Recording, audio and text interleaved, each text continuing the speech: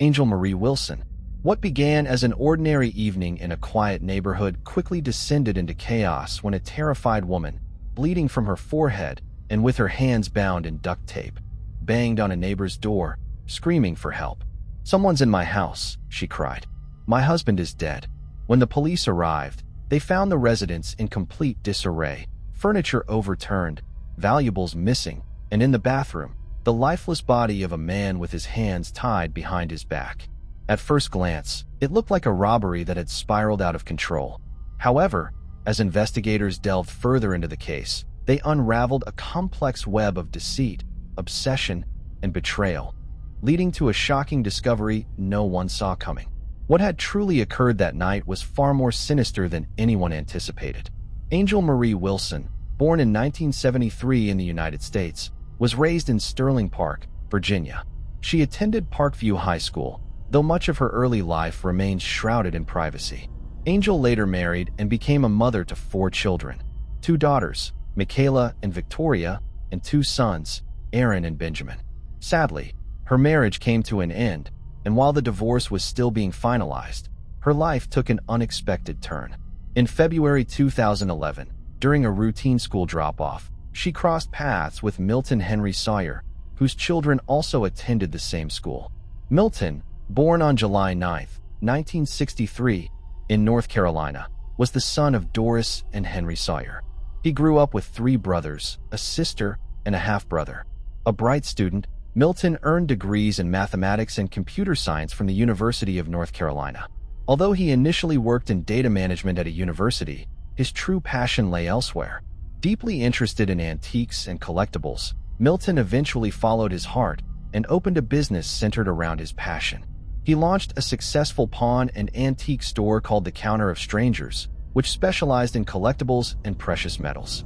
Before I continue, I want to remind you that only a small percentage of people who watch my videos are actually subscribed. So if you enjoy my content, consider subscribing. It's free and you can always change your mind later. Now let's move on with the video. Conveniently, the shop was located just 3 miles from his home. Though married with 3 children, Milton's personal life became complicated when an extramarital relationship led to a 4th child.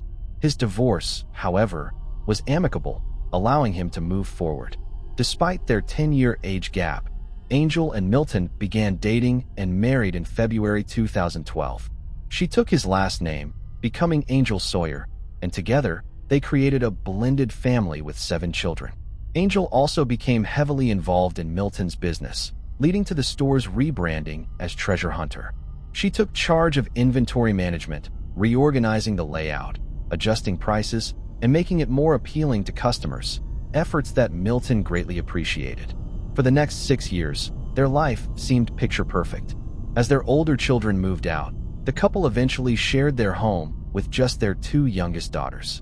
In February 2017, Angel was involved in a minor car accident that left her with lingering pain in her shoulder and hip. After consulting multiple doctors without finding relief, she was referred to Isaac Melcher, a specialist in dry needling, an alternative therapy similar to acupuncture, but targeting muscles and tissues. Frustrated with conventional treatments, Angel saw this as a potential solution. That fall, she began her sessions with Isaac. Initially, their meetings were strictly professional with discussions focused on treatment and casual topics. Isaac suggested she attend therapy 2 to 3 times a week, and Angel agreed, hopeful that it would ease her chronic pain. However, as time passed, their sessions took a more personal turn. Angel started confiding in Isaac about her marital struggles, portraying her life as one of restriction and control. She claimed that her husband, Milton, was overly domineering, consumed by work and their home. According to her, he prohibited her from socializing with friends or attending church alone, fearing she would interact with other men.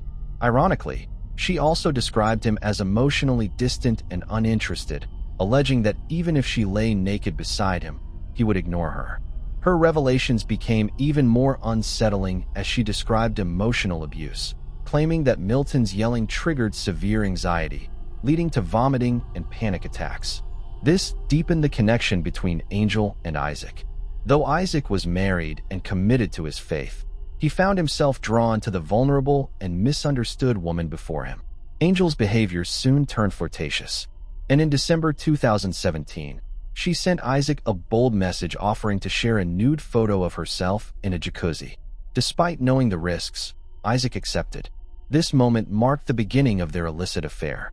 Their first meeting outside therapy was filled with hesitation as Isaac expressed concerns about jeopardizing both his career and marriage. Angel seemed understanding, even offering to walk away from the relationship. However, during their next session, she undressed in front of him, breaking his final resistance. Their affair quickly escalated, with the two frequently communicating through private messaging apps and secretly meeting at the clinic under the guise of therapy. By the end of 2017, they were seeing each other 3 to 5 times a week. In January 2018, Milton began to grow suspicious of Angel's therapy visits. Sensing the danger, she informed Isaac that she could no longer attend his clinic. Isaac took this as a sign to end things, but Angel begged him to continue, even hinting at suicidal thoughts. Whether out of genuine distress or manipulation, her pleas convinced Isaac to keep the affair going. By April, Angel had persuaded Milton to allow her to resume therapy, insisting it was vital for her health. Though her sessions were brief, the affair carried on in secret. Angel frequently expressed fear over what Milton might do if he discovered their betrayal, intensifying the tension between them. Milton's suspicions grew, but things took a dramatic turn over Memorial Day weekend. The two families unexpectedly crossed paths at Janet's Pier, a popular fishing spot. Milton was visibly unhappy to see Isaac, and the encounter left Isaac equally unsettled. Though nothing happened at that moment, the situation escalated days later when one of Angel's daughters called Isaac's employer, warning that Milton planned to confront him at the clinic. Concerned about a possible confrontation, the clinic's management contacted the Elizabeth City Police. Officers were dispatched to speak with Milton, advising him to stay away from Isaac's workplace. Afterward, Isaac reached out to Angel, fearing for her safety and worried that Milton might have harmed her. Angel reassured him that nothing had happened, at least not yet. By June, Isaac's concern for Angel had reached new heights. His fears intensified when she suddenly stopped responding through their usual social media platform. Days of anxious attempts to reach her yielded no success until he finally managed to speak with her over the phone. However, the conversation did little to ease his distress. Angel explained that Milton had taken her phone, leaving her unsure if they could continue their communication, let alone their relationship. As June drew to a close, Isaac became consumed by thoughts of Angel. His obsession grew so strong that he even considered leaving his wife and 3 young children to be with her. He fixated on rescuing her from what he believed was a dangerous situation with Milton. Angel confided in him that she was terrified of her husband and planned to move to Florida once her daughters left for college. The idea of losing her was unbearable to Isaac, so he suggested finding a secure place where they could be together away from Milton, whose suspicions had only deepened. Although Angel repeatedly denied any wrongdoing, Milton remained unconvinced. Tensions escalated further when Milton confronted Isaac at his clinic. Isaac firmly denied any personal involvement with Angel, insisting that their relationship was strictly professional. However, the situation remained volatile. Everything came to a head in the early hours of August 2, 2018. A bloodied and frantic Angel appeared at a neighbor's doorstep, pounding desperately. When the neighbor opened the door, they found her in a hysterical state, blood streaming from a gash on her forehead. Her hands bore traces of electrical tape, and she was visibly shaken. Between sobs, she gasped that someone had broken into her home and that her husband was dead. Alarmed, the neighbor immediately called 911, arrived quickly, treating Angel's wound and carefully removing the tape from her hands for forensic analysis. After administering basic first aid, they transported her to the hospital for further evaluation while sheriff's deputies rushed to the Sawyer residence to investigate her claims. Upon arrival, officers found the front door locked, but the back door was slightly ajar. As they entered the house, nothing seemed out of place at first. However, when they reached the master bedroom, the scene changed drastically. The room was in complete disarray, clothes scattered across the floor, furniture overturned, and drawers emptied as if someone had been searching for something. The most chilling discovery, however, was in the bathroom. There, Milton, 55, lay face down, his hands bound behind his back with electrical tape. He showed no signs of life. His body exhibited early signs of rigor mortis, yet there were no visible wounds indicating how he had died. Blood stains in the bedroom hinted at a struggle, initially leading investigators to suspect a home invasion gone terribly wrong. However, upon closer examination, unsettling details emerged, such as the back door key being left conspicuously on an outdoor table, an unusual oversight for a supposed intruder.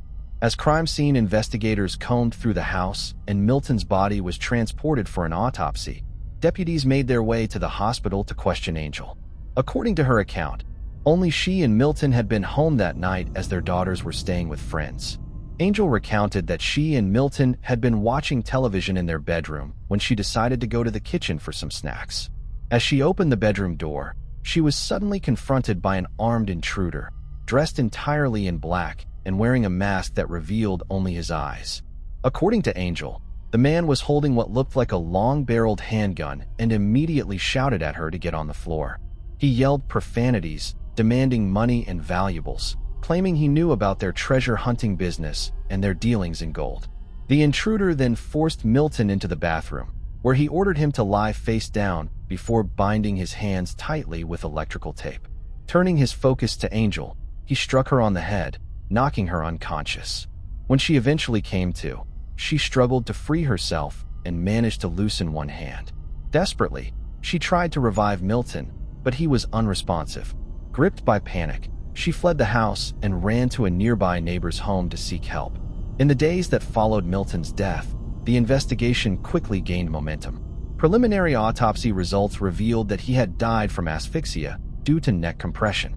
Investigators also confirmed that the intruder had entered through the back door using a key that had been left in an unusually visible spot. With this discovery, Angel was called in for further questioning. During the interview, she repeated that Milton was a jealous husband who rarely let her go anywhere alone. She explained that she spent most of her time at home with the children and relied on Milton for everything they needed. However, detectives were more focused on why the backdoor key had been left so conspicuously accessible, especially since the intruder had bypassed the front door altogether, which was uncommon in break-ins like this. Angel claimed they had multiple children who frequently misplaced their keys, so they developed the habit of keeping the backdoor key in an obvious location for convenience. She then recounted the events of that night, explaining that when she stepped into the hallway, she was confronted by the masked intruder. At the time, she was naked and, fearing for her safety, grabbed one of Milton's shirts before complying with the man's demand to lie on the floor. According to Angel, both she and Milton followed the intruder's orders as he tied their hands and demanded cash, jewelry, and the keys to their store, believing it held gold. However, she struggled to explain how the intruder was able to overpower and restrain Milton, a man standing over 6 feet tall and weighing approximately 220 pounds. At one point, she claimed she tried to escape, but was thrown to the ground, hitting her head against the edge of a table. She also stated that during the chaos, the intruder dropped his phone, and after she helped him retrieve it, he bizarrely thanked God before taking the phone and leaving. Angel described how she freed one of her hands, attempted in vain to wake Milton, vomited from shock, and then ran to seek help. Investigators questioned her multiple times, and during one of the sessions, she suggested a potential suspect, a man named Dylan, who frequently sold stolen goods to their store. However, police quickly dismissed this lead as Dylan had been in custody at the time of the attack. The case took a significant turn when one of Milton's sons mentioned Isaac, Angel's therapist. He revealed that Milton strongly suspected Angel and Isaac's relationship was more than professional, leading to heated arguments in their marriage. When questioned, Angel admitted that Isaac had previously been her therapist, but claimed he later began harassing her, creating fake accounts to send messages after she blocked him. With Isaac now a person of interest, detectives tracked him down. He denied any romantic involvement with Angel, but when asked to voluntarily hand over his phone, he stated that it had been damaged by water and discarded. He further claimed to have purchased a replacement device that very night from a local convenience store, but was unable to provide a receipt as proof. Suspicious, investigators checked the store, but there was no record of such a purchase, nor did surveillance footage show Isaac at the location.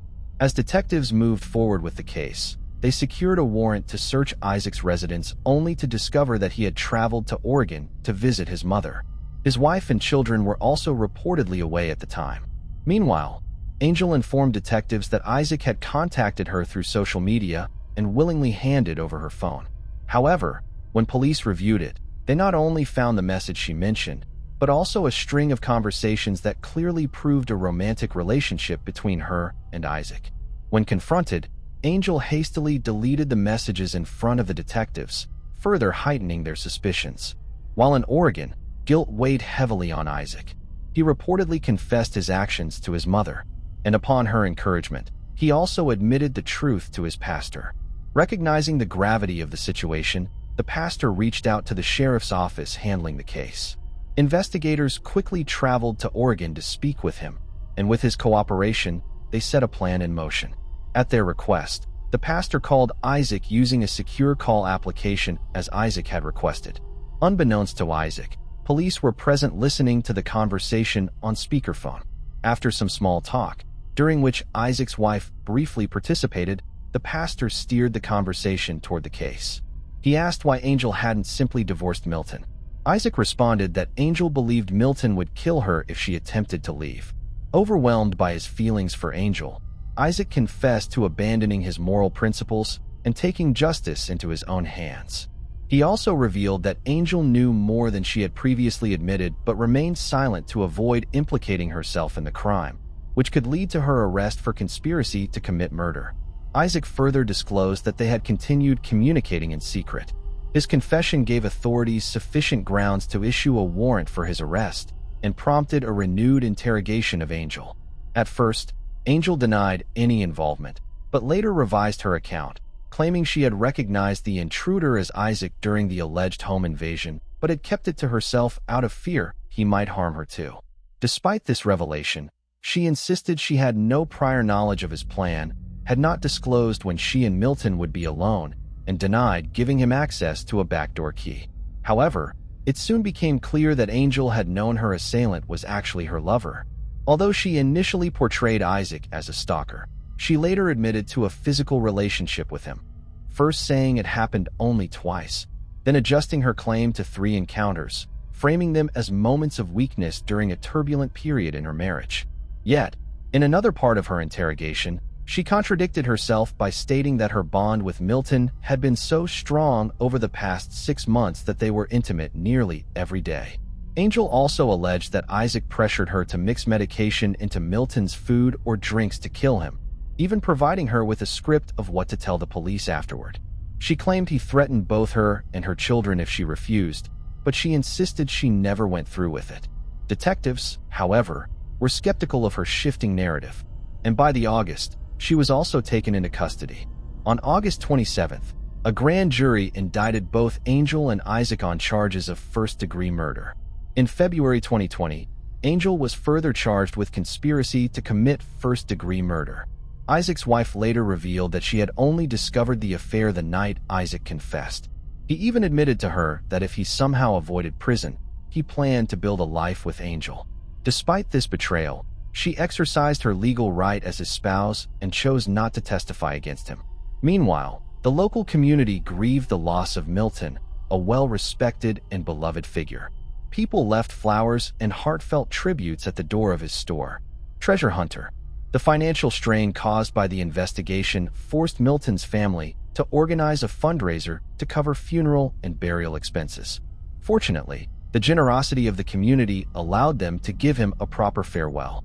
As the case moved toward trial, both Isaac, 38, and Angel, 45, remained in custody without bail. Despite the severity of their actions and the consequences they faced, the two continued their relationship, exchanging coded messages in the form of Bible verses referencing love. By October 2020, Isaac, feeling that Milton's family deserved the truth, agreed to fully cooperate with the police. He turned over a blanket, a bottle of lotion, and a perfume bottle Angel had given him, along with the keys taken on the night of the murder. In his confession, Isaac admitted he felt deceived and foolish, realizing too late that sacrificing everything for Angel wasn't worth it. Seeking closure, he decided to testify against her. He revealed that Angel had convinced him she couldn't leave her marriage because Milton would hunt them both down and kill them.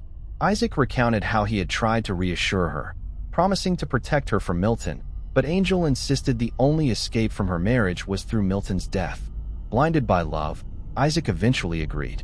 According to Isaac's confession, they initially planned to stage an overdose by mixing a lethal amount of Milton's medication with alcohol. At one point, Angel had even crushed pills into Milton's beer, causing him to sleep until late the next day. However, they ultimately abandoned this plan, opting for a more direct and violent method. After the failed poisoning attempts, Angel argued that making it look like a robbery gone wrong was the best way to get rid of Milton.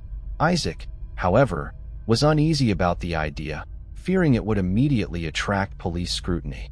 Despite his doubts, he continued communicating with Angel through the secret conversation feature on a social media platform, an account Angel had set up because she suspected Milton had hacked her primary account. By late July 2018, communication between Isaac and Angel had become increasingly difficult. To work around this, Isaac purchased a phone for Angel and, as planned, discreetly placed it under the cushions on her back patio. In return, Angel left him a bag containing a blanket, perfume, and lotion, items Isaac later handed over to the police as evidence. He admitted that there was no set date for carrying out their plan, as it depended entirely on when Angel and Milton's daughters would be out of the house. Isaac simply waited for Angel to inform him when the right moment arrived. However, on August 1st, 2018, Isaac noticed suspicious activity on their social media account and feared Milton had discovered their private messages, potentially exposing the plan.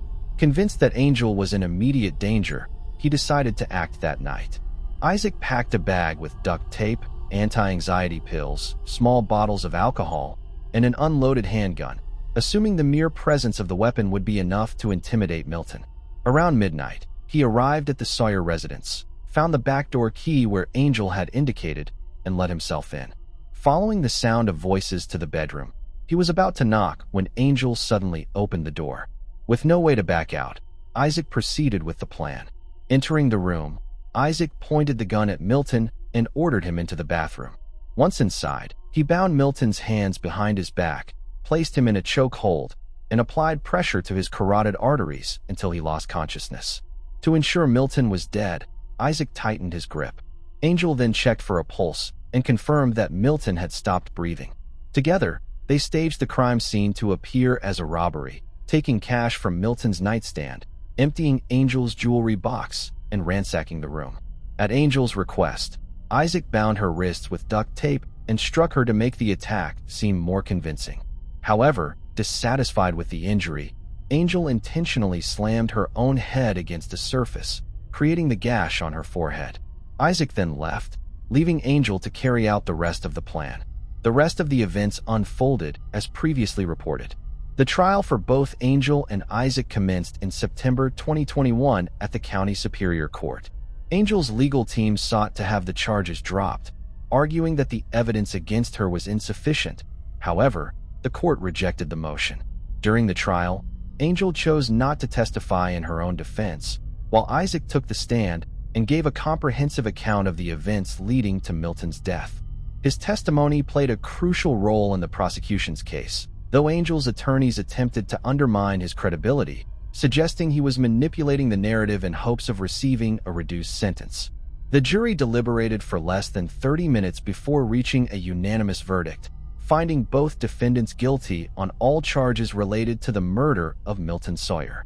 Angel was sentenced to life imprisonment without the possibility of parole, while Isaac received a 20-year sentence, with a projected release date in 2042. Angel later filed an appeal to challenge her conviction, but it was denied in March 2023. Although she still has the option to seek review from a higher court, the likelihood of her ever leaving prison remains slim. Moving on to the next case. Anna Repkina. On Easter Sunday in February 2017, while most residents of a quiet Oregon town were preparing for holiday celebrations, Anna Repkina abruptly stopped responding to messages. Her phone went silent, prompting growing concern from her friends and family back in Russia, with whom she always kept in close contact. A co-worker at the local cafe where Anna had recently started working also noticed her sudden absence from a scheduled shift, something completely out of character for someone known to be reliable. All signs suggested that something was seriously wrong. The last person known to have seen Anna was her fiancé, Will Hargrove, a man with a shadowy past and many hidden truths. Anna Repkina's life took a dramatic turn in December 2016 when she traveled to the small town of Halsey, Oregon. Just a few months earlier, she had begun an online relationship with William Hargrove, a 27-year-old security guard from the quiet rural town. What started as casual chatting on a dating site quickly developed into regular video calls and lengthy conversations. For Anna, used to the dynamic, fast-paced environment of Moscow, Halsey, with its tiny population of roughly 150 people, felt uniquely intriguing. At the time of their meeting, Anna was also navigating a difficult chapter in her life. Her long-term relationship had ended suddenly, shattering the future she had once envisioned and leaving her emotionally unmoored. Though her life in Moscow seemed steady on the surface, Anna was struggling with growing inner turmoil. She became increasingly withdrawn, turning to online connections for comfort, one of which eventually brought her to Will. Her trip to the United States was an attempt to escape the weight of her familiar surroundings and rediscover a sense of joy. The 10 days she spent with Will left a lasting impact. He lavished her with attention, bringing her flowers, taking her to local landmarks, and dining out at restaurants. Will appeared intent on painting a picture of an idyllic life together, using his charm to win her heart. Despite their cultural differences and contrasting lifestyles, Anna began to seriously entertain the idea of relocating to the U.S. However, that visit marked only the beginning of a far more tangled story, one deeply connected to the unresolved chapters of her life in Moscow. Just months earlier, Anna could never have imagined how dramatically everything was about to change. After the painful breakup with her long-term partner, whom she had believed was her soulmate, she decided to sign up for dating websites, discovering an entirely new world of connections with people from across the globe. Meeting Will felt like an unexpected blessing. His fascination with Russian culture and ability to speak some Russian helped bridge the gap between them. For Anna, these conversations became more than just a distraction. They gave her hope for a new chapter in her life. Yet her relationship with Will raised concerns among those close to her. Anna's friends and family cautioned her against making impulsive decisions, especially given the significant distance and cultural differences between their lives. They encouraged her to look for someone closer and more familiar. But Anna wasn't willing to listen. She believed there was something truly special between her and Will. Upon returning from her trip, Anna began planning her move to the United States, dismissing the skepticism of those around her. Halsey, with its quiet and secluded atmosphere, started to seem like the perfect place to start over. At the time, she couldn't have imagined that this decision would mark the beginning of even more dramatic events that would drastically alter her fate. Meanwhile, Michelle grew increasingly concerned about Will's behavior. Not long ago, he had been spending more time with her, talking about their future. But by early 2017, things had changed. He started coming up with excuses to avoid staying home, often blaming work or the need to meet with friends. His attitude toward her became more distant, even though he tried to maintain an outward appearance of normalcy. Michelle's suspicions deepened when she came across a conversation on his phone in a language she didn't recognize. Unable to understand Russian, she couldn't grasp what Will was discussing, but her unease continued to grow. At the same time, Will was focused on planning Anna Repkina's relocation, a woman he had met just a few months earlier. Back in December 2016, he proposed to her, even though they had only known each other for 10 days. Anna, upon returning to Moscow, immediately began preparing for her move to the U.S. She completed the necessary paperwork, wrapped up her work commitments, and even started discussing the details of their upcoming wedding. She was fully confident in her decision. Will, however, was carefully concealing his plans from Michelle. Their relationship had long reached a dead end, but the situation was further complicated by the fact that Michelle hadn't taken steps to finalize her divorce.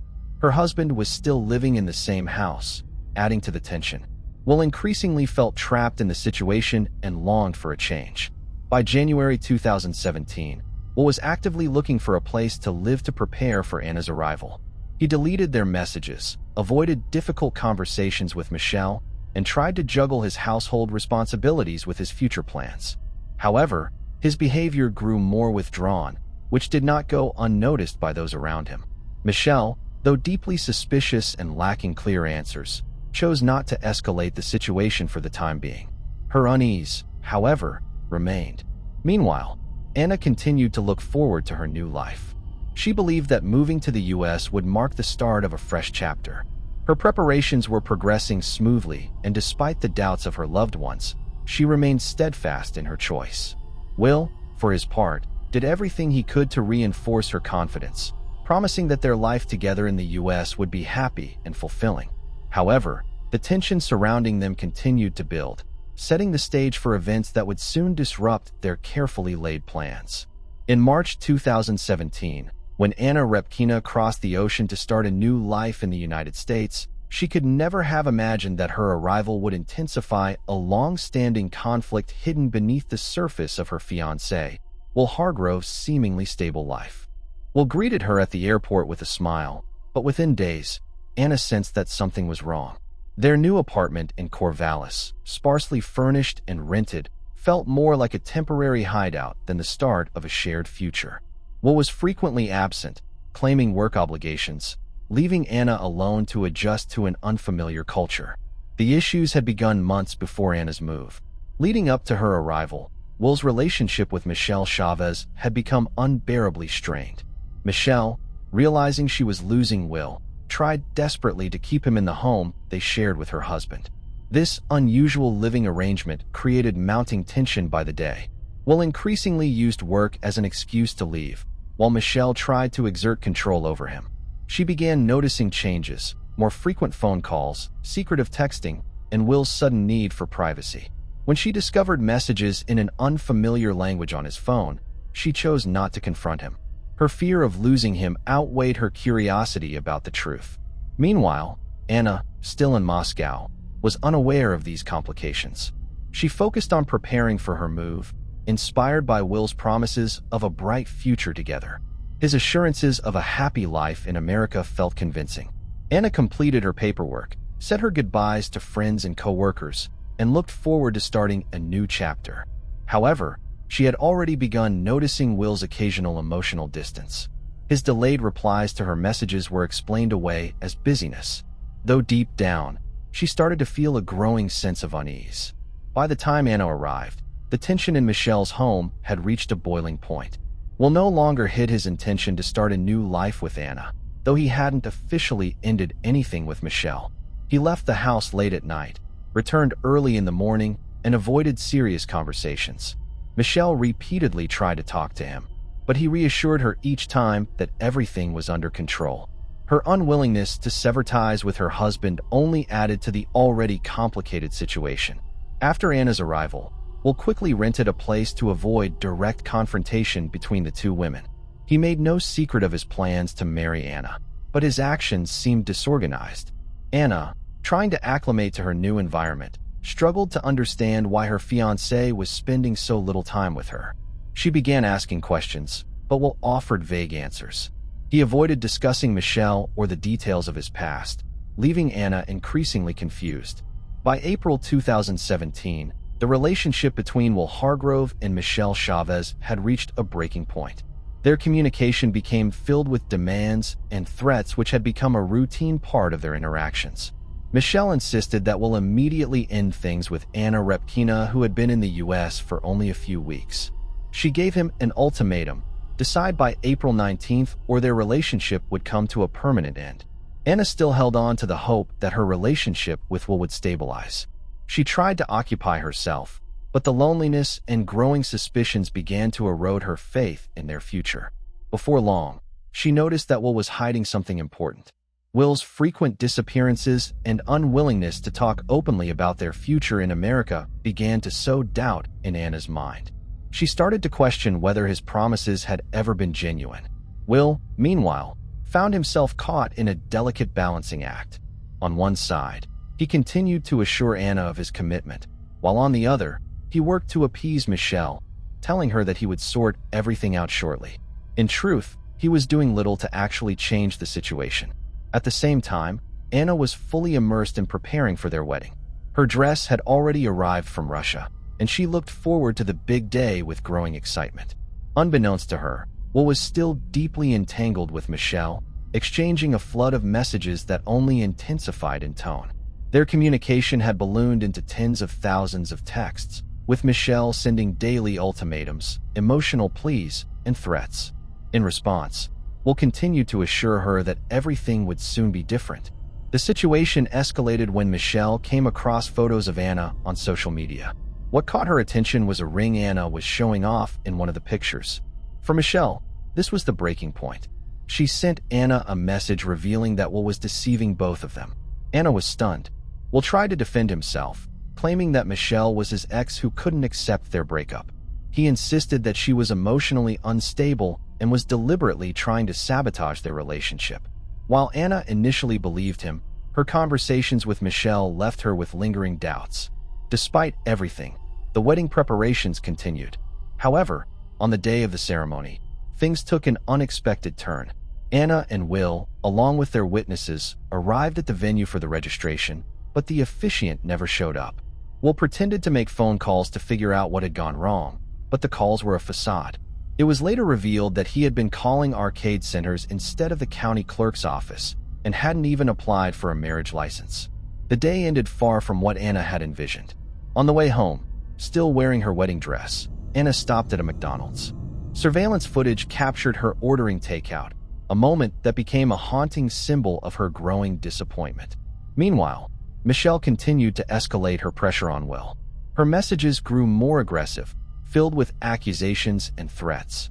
She demanded that he immediately end his relationship with Anna and come back to her. By April 18th, Michelle once again messaged Will demanding a final decision. He responded by saying everything would be resolved by 6 p.m. the next day. She took his words as a promise that he would make his choice and decided to wait. On April 20th, 2017, something happened in a wooded area near Halsey that shook the small town. While walking along a trail, local residents stumbled upon the remains of a woman. Scattered around her body were black plastic bags, food wrappers, and cigarette butts. A single gunshot wound to the head was determined to be the cause of her death. At the scene, police collected everything that could be relevant to the case, including items that might belong to the perpetrator or passers-by. The site quickly became the focus of local media and a major criminal investigation. The day before, on Easter Sunday, Will Hargrove seemed to go about a typical day. However, his actions were riddled with contradictions. In the morning, he turned off his phone, cutting off contact with Michelle Chavez. While she was at her mother's Easter gathering, she repeatedly tried to reach him, leaving voicemails that went unanswered, increasing her anxiety. Later in the evening, Will finally contacted her, claiming that his car had broken down and caused a delay. Michelle, although accepting his explanation, noted that he sounded off. His voice was tense and his tone hesitant. After their brief conversation, Will suggested they meet in Halsey. He waited for her in the parking lot of a local store, where surveillance footage captured him purchasing a bottle of Pepsi, a pack of cigarettes, and some candy. When Michelle arrived, their discussion began with her questions. She demanded to know why he hadn't answered her calls and where he had spent the day. Will assured her that everything was taken care of and that Anna Repkina was no longer a part of his life. He claimed that Anna had left after a heated argument and had packed her belongings.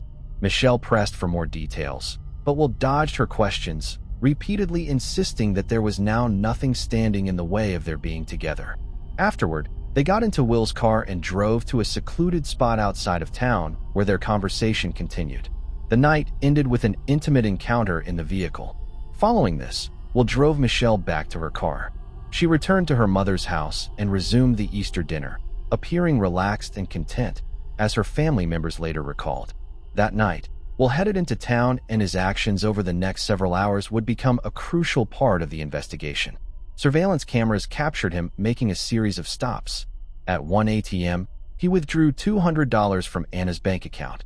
Later, he visited a gas station where he filled his tank and went inside the convenience store. According to a store employee, Will appeared distraught, complaining about a fiancée who had allegedly left him, even breaking down in tears. The employee comforted him with a hug. After leaving the gas station, Will continued to withdraw money from Anna's account. He took out $600 at another ATM and then deposited the cash into his personal bank account. Later that evening, he used the funds to pay off his car loan in full, likely to avoid repossession. The next day, the discovery of a woman's body in a wooded area near Halsey raised more questions than answers. Evidence collected at the scene began to form a timeline that soon linked the death to Will Hargrove's activities. Investigators quickly focused on Anna Repkina's phone, which was found during a search of Michelle Chavez's home. Michelle initially claimed the phone was hers, but later admitted that Will had given it to her. This revelation became a key piece of evidence. Using GPS data from the phone, police determined that it had been in the wooded area near Halsey about a month before Anna's death. The location was remote and rarely visited by locals, raising further suspicion. As part of their investigation, Will's friends shared details about his strange behavior. He frequently talked about wanting to go back and fix things, often referencing a specific date, April 15th. He had conducted online searches about the possibility of time travel and told friends he would sell his soul to undo a mistake. This unusual behavior caught investigators' attention, but the real breakthrough came from a man named Kevin Thompson. Kevin revealed that weeks before Anna's death, Will had borrowed a shotgun from him. Although Kevin thought nothing of it at the time, he noticed that the weapon was never returned. This detail aligned with evidence from the crime scene. Investigators found a spent shell casing that matched the type of ammunition used by the borrowed shotgun. Another piece of critical evidence was a receipt from a KFC restaurant, found among the trash at the crime scene. Dated the same day as Anna's death, the receipt revealed two transactions, one paid in cash and another with a card registered to Kevin. When questioned, Kevin confirmed he had eaten at KFC that day with a friend, Will. Will had paid in cash, but failed to dispose of the receipt, directly linking him to the area. Meanwhile, Michelle Chavez initially backed up Will's alibi, claiming they had spent Easter Sunday together at a local market. However, during a follow-up interview, she changed her story, admitting she had lied at Will's request. She now claimed she didn't know where Will had been that day.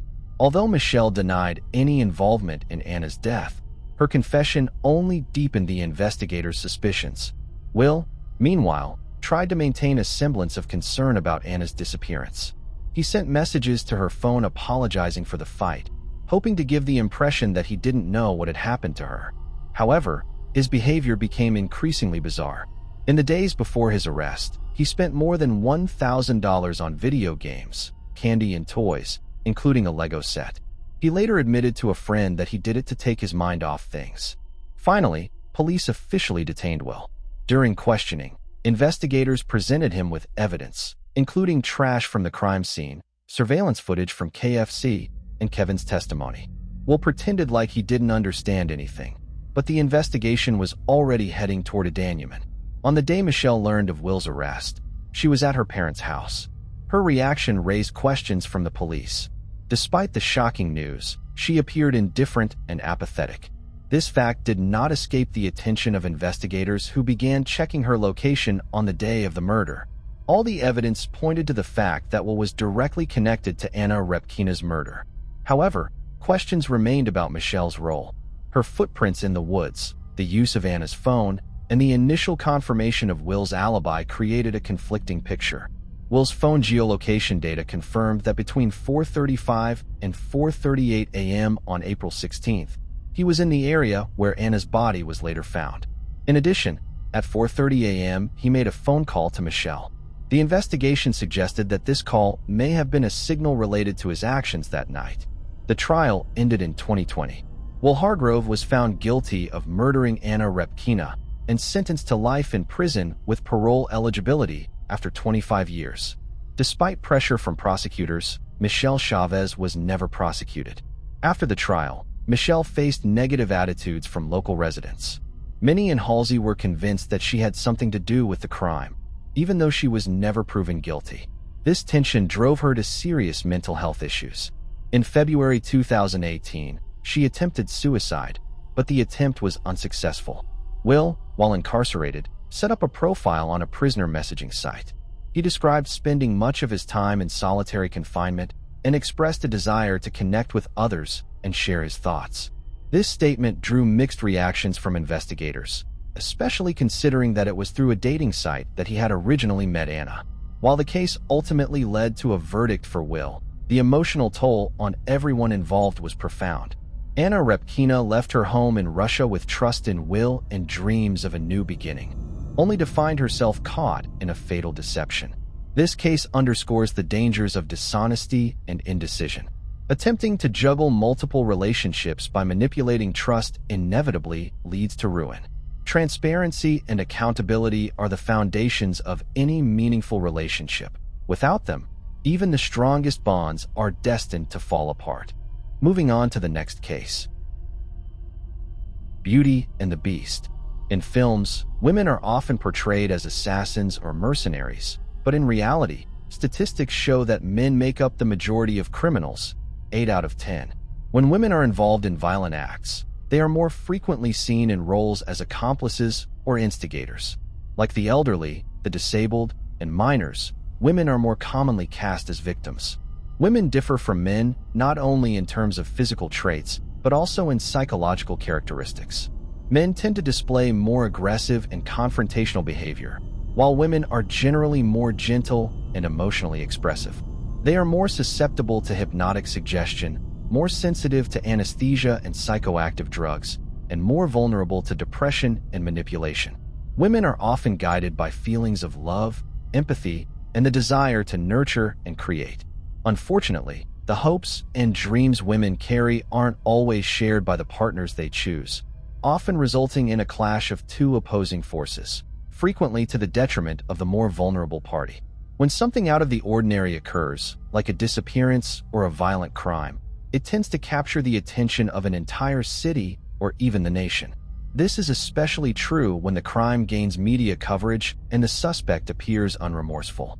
What follows is the account of another tragic and mysterious crime involving a young woman, which deeply unsettled the town of Orange Beach, Alabama, on May 19, 2016.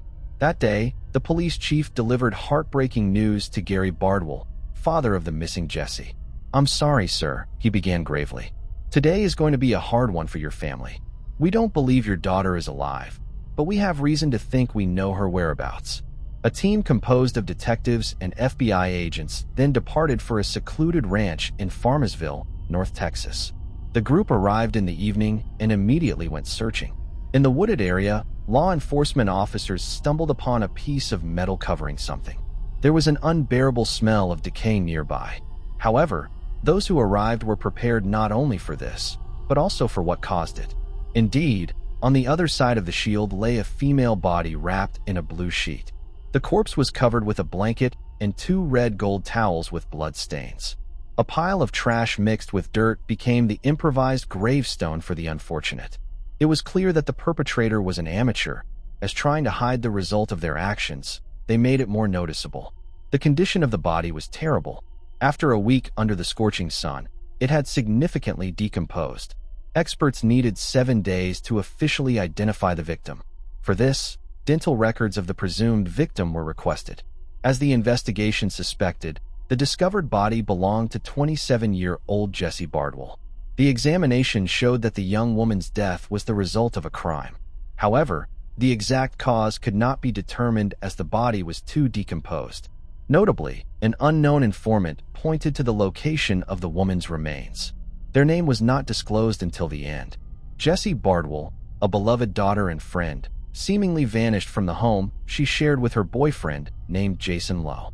Sensing trouble, Gary set off from Mississippi to Texas in search of his child. His instincts were correct. His girl had indeed been in danger for quite some time. But let's start from the beginning. It must be said that the father-daughter relationship was exceptionally strong. Gary recalled being deeply moved at the moment of Jesse's birth. She was so fragile and vulnerable that his heart melted and never belonged to him again. Jesse was born on September 10, 1988 in Pascagoula, Mississippi. Gary and Carla Bardwell were wonderful parents, and besides their daughter, they raised a son named Brandon.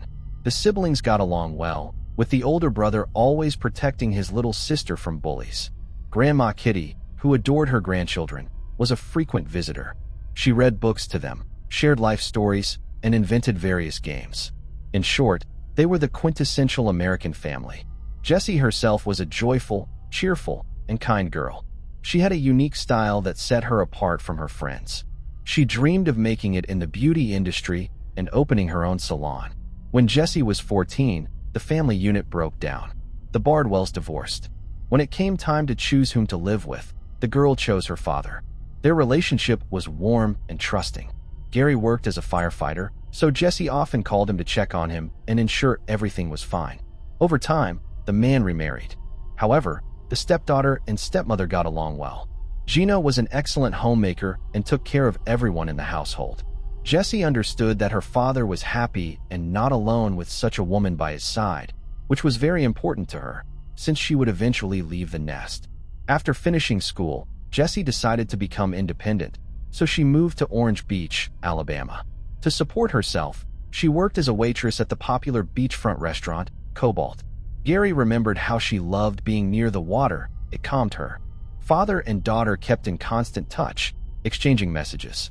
When he visited, they would go boating and fishing. Kimberly Espery, the restaurant manager and Jessie's friend, learned that Jessie's father was a talented musician. Upon retiring, he devoted more time to his passion, honing his skills. As a result, he was often invited to perform at the establishment and even had his own table there. Kimberly later admitted to admiring the relationship between Jessie and her father. They were true friends. Jessie was always present at his performances. The tips she earned went towards college and her dream.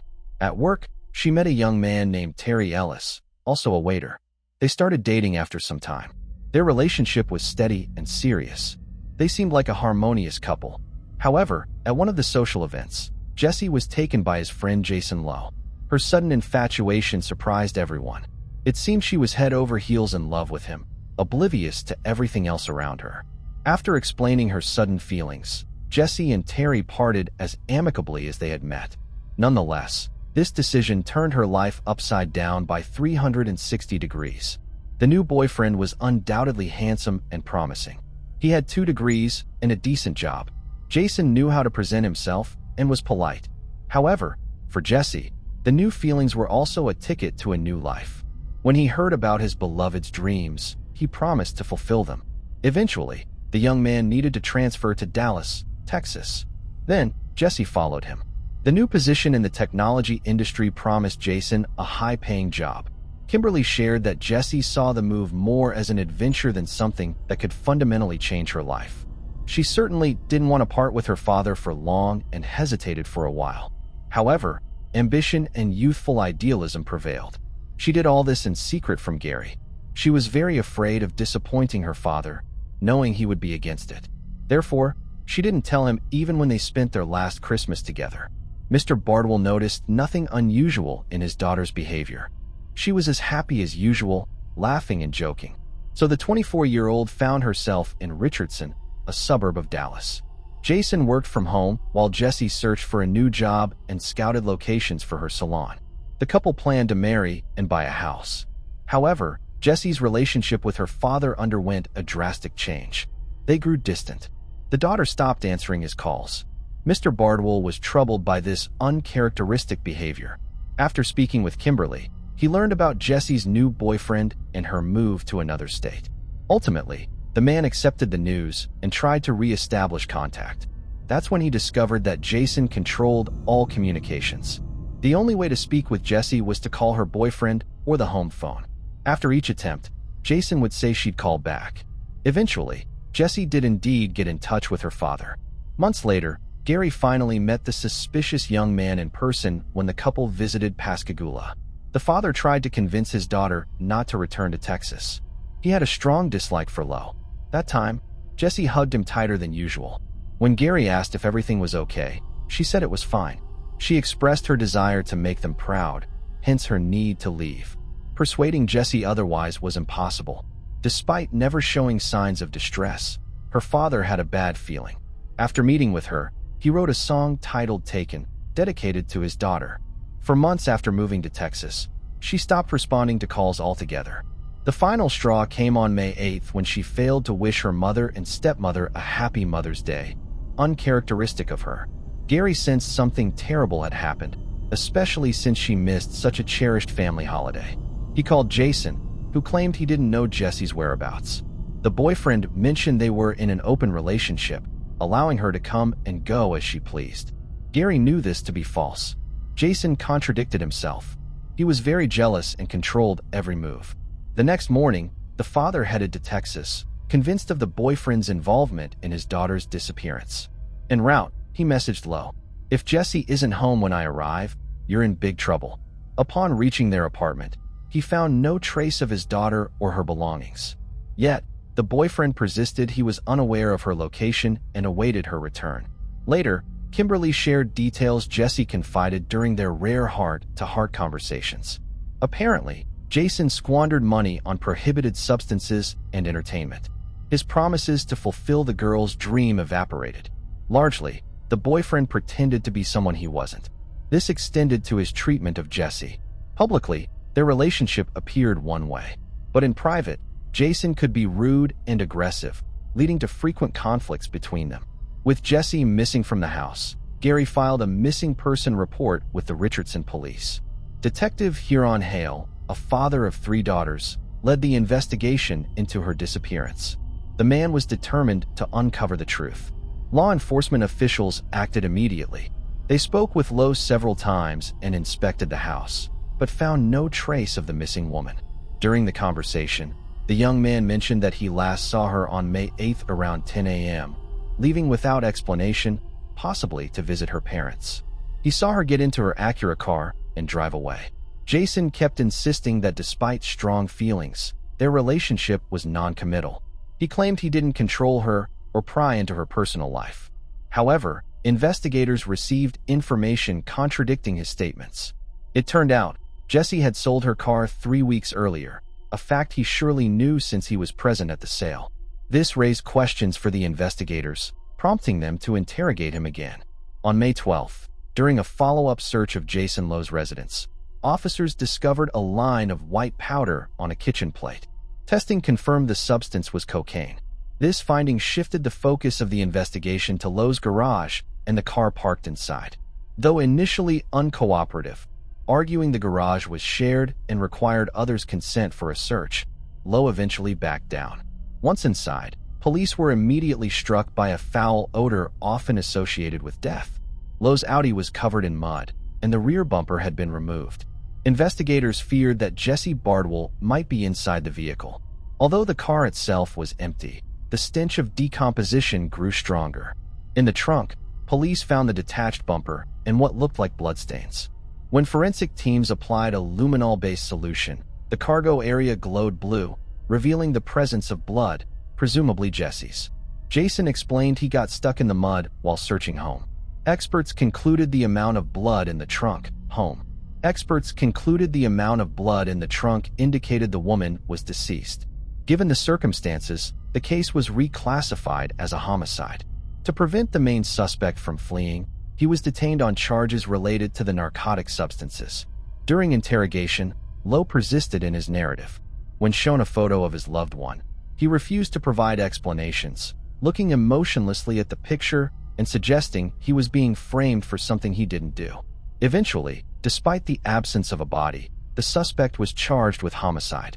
As the search for the young woman continued, a challenging and lengthy process in the vastness of Texas, with its many rivers, lakes, fields, and forests where a body could easily be concealed, her family, friends, and sympathetic acquaintances held a memorial service.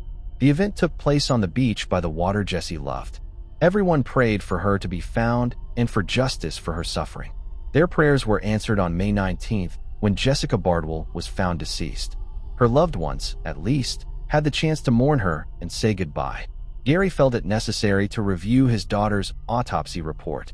He was appalled that his girl, wrapped in a sheet and barely recognizable as a human, was discarded like trash. Her body was returned to her hometown thanks to Gary's friends. Former colleagues hired and loaded Jesse into a funeral hearse. About 1,000 people visited the First United Methodist Church to pay their respects to the victim. Kitty Bardwell, Jesse's grandmother, confessed, "If this town could be cleansed with the tears shed for Jesse, it would truly be clean." The tragedy that struck their family garnered widespread attention, with many expressing sincere condolences for their premature loss, coming forward to support the Bardwells. A year had passed. Gary sat in McKinney Jail in Texas, still reluctantly cooperating with the investigation. However, two facts regarding Jesse's case were eventually extracted from him. Firstly, he claimed what happened to her was an accident, planning to reveal the details in court, hoping for the jury's understanding. This made it challenging for the prosecution to build their case during the trial, much to the delight of Andy Farkas, Lowe's attorney. Farkas staged a mock trial with outsiders acting as jurors. Based on the available evidence and Jason's confession, the mock trial regarding Jessica's case fell apart. 15 pseudo-jurors decided to acquit Lowe. Farkas hoped that, knowing the truth, a real court would also deliver a not guilty verdict. Remember the anonymous tip about the victim's body location? It turned out that information came from Jason himself. This became another piece of evidence obtained during the investigation. The prosecution offered a deal to reduce his sentence by half if he disclosed Jesse's location. After deliberation and consultation with his lawyer, he agreed, requesting that the source of the information remain confidential until the trial. The deal was motivated by law enforcement's desire to allow Jesse's family to say goodbye and bury her body humanely. As time went on, the grief-stricken father longed for justice. To quell his raging fury, he once decided to take a unique approach. Gary printed a photo of Jason, placed it on a stump, and pounded it with a 12-pound sledgehammer. This form of psychological therapy offered him some, albeit small, relief. Mr. Bardwell confessed to struggling to get out of bed in the mornings, living with the hope that Lowe would soon face trial and be convicted for the murder of his only daughter. He blamed himself for what happened, regretting not convincing his daughter to stay or at least break up with her controlling boyfriend. Jesse once called her father, admitting he was right after arguing with Jason, who had kicked her out. She was sheltered by a new friend, but returned to her boyfriend the next day, giving him another chance. Gary had no choice but to accept his daughter's decision, a choice he would deeply regret later. When the trial finally began, Mr. Bardwell arrived in Texas, determined to achieve just punishment. Prosecutor Cynthia Walker began her opening statement by characterizing Jason. Most viewed him as a complex personality with few friends, mostly avoided due to his long history with controlled substances, often leading to uncontrollable rage. Perhaps Jesse was caught in one of these moments. Prosecutor West when called Lowe's former girlfriends as witnesses. They confirmed the prosecution's claims about his aggression, sharing fears for their lives due to his jealousy-driven violence. Just as he did with Jesse, Jason Lowe had a pattern of isolating his partners from their families and friends, displaying clear signs of manipulation and habitual lying. As a result, each of these women eventually ended their relationships with him. No easy task, as it required both caution and cleverness. On the surface, however, Lowe managed to present himself as a confident and capable man, often deceiving those around him. In court, he was quick to respond to these accusations, revealing that he began using drugs at the age of 13 due to peer influence, which eventually led to addiction. Despite this, he claimed he had worked hard to stay on track in life, earning multiple degrees and securing a job with a prestigious international company. Lowe said he had wanted to make Jesse's dreams come true out of love, with the goal of building a family together. However, the prosecution painted a very different picture, one of a man who showed no signs of grief for a recently lost partner. Investigators concluded that Jesse died sometime between May 1st and May 3rd, likely on the same day the Jordans, the couple's neighbors, last saw her alive. Following a heated argument that ended in her death, Jason allegedly moved her body to the garage and placed it in his car's trunk, where it remained for several days. The blood traces found in the Audi indeed belonged to Jesse. He later transported her body to a remote farm and concealed it in the nearby woods. It was established that the sheet wrapping the body was part of Lowe's bedding set, which was still found in his home. Fearlessly using it even after Jesse's death, while her body was decomposing in the car, the accused continued to see other women. His phone was filled with corroborative messages and intimate photos, which he sent to these women before meeting them at his apartment. Jason explained that he was trying to distract himself and forget, often indulging in substance use, claiming it made dealing with reality easier. The investigation learned of Jason's presence at Jesse's time of death through a clever manipulation. As the suspect had long denied involvement, detectives asked Tommy Jordan, an acquaintance, to speak with Jason. During their monitored conversation, Lowe admitted he messed up and made a mistake, confessing to an unfortunate accident with Jesse and his guilt, albeit for criminal negligence. Law enforcement took this as a confession. Realizing the investigation was on to him, Jason struck a deal with the prosecution and disclosed the body's location. At the trial, he finally shared his version of events. That evening, he and Jesse took pills that enhanced libido and then became intimate in the shower. At one point, Jason slipped, followed by Jesse, who hit her head on the porcelain bathtub. She then sat down, complaining of feeling hot and dizzy. Jason claimed he offered to call an ambulance, but Jesse refused, suggesting rest and sleep would suffice. However, he found her unconscious the next morning, lying on his chest without breathing. Despite his attempts to revive her, Jesse was dead. Fearing being accused of homicide, he hesitated to call the police and decided to act on his own, initially leaving the body in his car. Days later, he resolved to hide the body on a remote farm, where he carelessly disposed of his former lover in a pile of trash without a proper burial.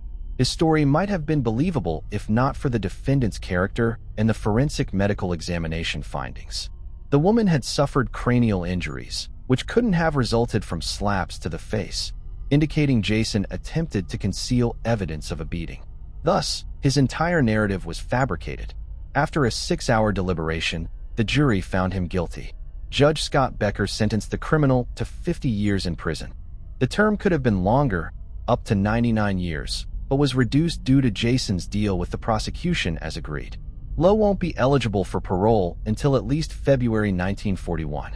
At the verdict announcement, Gary was relieved justice prevailed. Yet, he saw no remorse in the young man's eyes. Standing with the victim's father were Jason's ex-girlfriends. Chrissy Chambers, one of Lowe's former partners, shared that if she could say anything to Jesse, it would be, run. Just save yourself. Despite his conviction, Jason Lowe continues to deny responsibility for the murder, claiming it was an accident. While the woman he called the love of his life decomposed in his car, he carried on with life, seemingly unaffected. Sadly, Jesse Bardwell discovered Jason's dark side far too late. Having grown up with a father like Gary, an example of honesty and tenderness, Jesse hadn't yet understood how manipulative and cruel some men could be.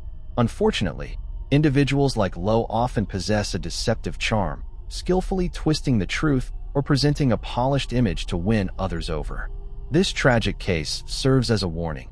A woman must always choose herself, her safety, her autonomy, above all else. Failing to do so can result in a devastating outcome, not just for her, but for those who love her most. Moving on to the next case. Colonial Parkway murders. Nestled in Virginia, the Colonial Parkway is a historic road that links Jamestown, Williamsburg, and Yorktown, stretching 22 miles and maintained by the National Park Service. By day, it offers a scenic journey through the Virginia Peninsula, but by night, it becomes an eerie and impenetrable stretch, with parts of the highway shrouded in darkness due to the absence of businesses and streetlights. Some quiet sections of the parkway have become popular spots for young couples to park and enjoy each other's company, away from prying eyes. While the parkway is known for its historical charm, it also carries a darker legacy, one tied to a series of unsolved murders that occurred between October 1986 and September 1989. Along this picturesque route, at least 3 couples were murdered and 1 couple remains missing. For over 30 years, the mystery lingered until February, when the Colonial Parkway murders took a new turn. On October 12, 1986, a jogger discovered a suspicious vehicle near Cheetah Mannix along the Colonial Parkway, about 6 miles outside Williamsburg.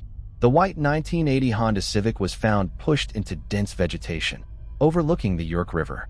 The jogger promptly notified the police. National Park Service rangers initially responded to what they assumed was a routine car accident.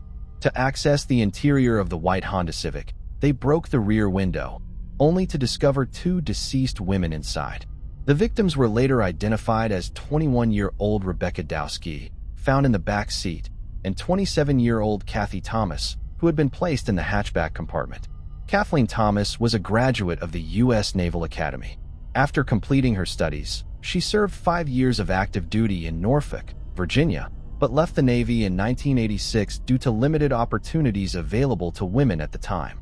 Following her military service, Kathy transitioned into a promising career as a stockbroker in Virginia Beach while pursuing a master's degree in business administration. She appeared to excel in every endeavor she pursued. Rebecca Dowski, the second victim, was an accomplished athlete and a business management major at the College of William and Mary. She and Kathy had entered into a romantic relationship earlier that year, in 1986. The two women were last seen on the evening of October 9, 1986, at a computer lab on the William and Mary campus. Friends reported that Rebecca had planned to travel home to New York for the weekend. While on her way, she planned to meet up with her old friends. However, those close to her also recall she had only lightly packed her car and had made no firm plans. The following day, on October 10th, Kathy didn't show up for her work, and over the next few days, both women remained missing. Despite their absence, no one suspected foul play and no missing person report was filed until their bodies were found on October 12, 1986. Both women were found fully clothed, showing no signs of sexual assault. The autopsy revealed that the women had been bound with a rope and strangled. The killer had then slit their throats so deeply that the medical examiner said they were nearly decapitated. A clump of hair was found in Kathy's hand, suggesting that they had fought their attacker. The killer had doused the body and the vehicle with diesel fuel, indicating he had tried to burn the car and the bodies inside of it, but had failed. Investigators say that the killer's choice to use diesel fuel showed he did not know much about setting fires, as diesel fuel was not the appropriate ignition source for such an endeavor. Diesel has a higher flash point than normal gasoline, meaning that diesel needs to heat up before it can be ignited. If someone were to toss a lit match into a puddle of diesel fuel, the flame would simply go out. Crime scene technicians found several burned-up matches and cigarettes nearby. Following the unsuccessful attempt to set the vehicle ablaze, it is presumed that the killer either drove or pushed it off the embankment into the runoff area, hoping that it would roll into the river below. However, in yet another example of the killer's gross miscalculations and lack of foresight, the car instead got stuck in the heavy bramble. Detectives noted that there was not much blood found at the crime scene, even though both women's heads had nearly been decapitated. The absence of blood suggested that the murders had been committed elsewhere and that the bodies had been dumped in the car. Investigators ruled out robbery as a motive, as both women's purses were still present and no money or jewelry had been taken. A forensic criminologist later said, quote, "Becky's wound isn't as deep as Kathy's wound. They are very, very different in force and intensity." This expert went on to theorize that 21-year-old Becky was collateral damage and that the real target had been 27-year-old Kathy. Because Kathy seemed to be the focus of the attack, authorities first suspected her ex-girlfriend may have been involved. However, it was later discovered that Kathy and Rebecca had actually met through her ex, and that the relationship seemed to be amicable. Rebecca and Kathy's ex had become friends through a computer class at the College of William and Mary, and she had introduced Rebecca to Kathy as a potential love interest, even expressing good wishes to the happy couple. Eventually, the ex-girlfriend was ruled out as a suspect. Kathy and Rebecca's case was eventually investigated by the FBI because it took place on federal land. Over 150 fingerprints were found inside the car, but none matched any known individuals. The case would eventually go cold. Law enforcement believed this to be an isolated incident, perhaps a love triangle gone wrong, or a personal vendetta enacted. The possibility that this area had a serial killer in its midst was not realized until 10 months later. On September 23, 1987, 2 more bodies were found, this time on Ragged Island Wildlife Refuge on the south shore of James River near Smithfield, Virginia. The 2 bodies were identified as David Nobling and Robin Edwards. David Nobling was a 20-year-old from Hampton, Virginia, who had had a tumultuous childhood but appeared to have turned his life around after attending military school. At the time of his death, he had been employed as a water purification system salesman, and he had a baby on the way with his longtime on-again, off-again girlfriend.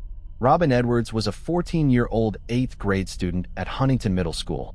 The young girl had a history of running away and had been diagnosed with depression, but recently, she had shown signs of improvement and had expressed more interest in school, even wanting to learn a foreign language, French.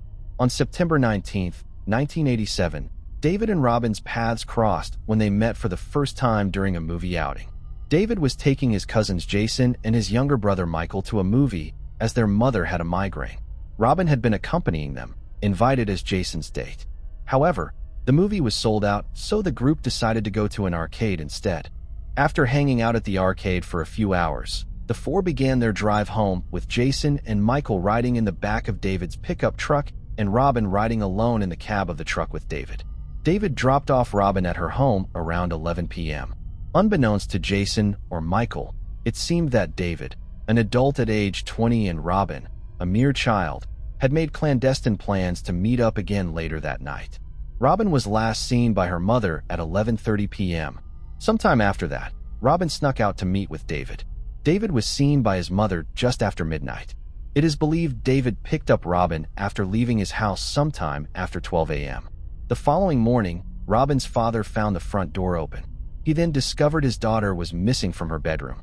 As Robin had a history of running away, he thought she would return soon, but she never made it.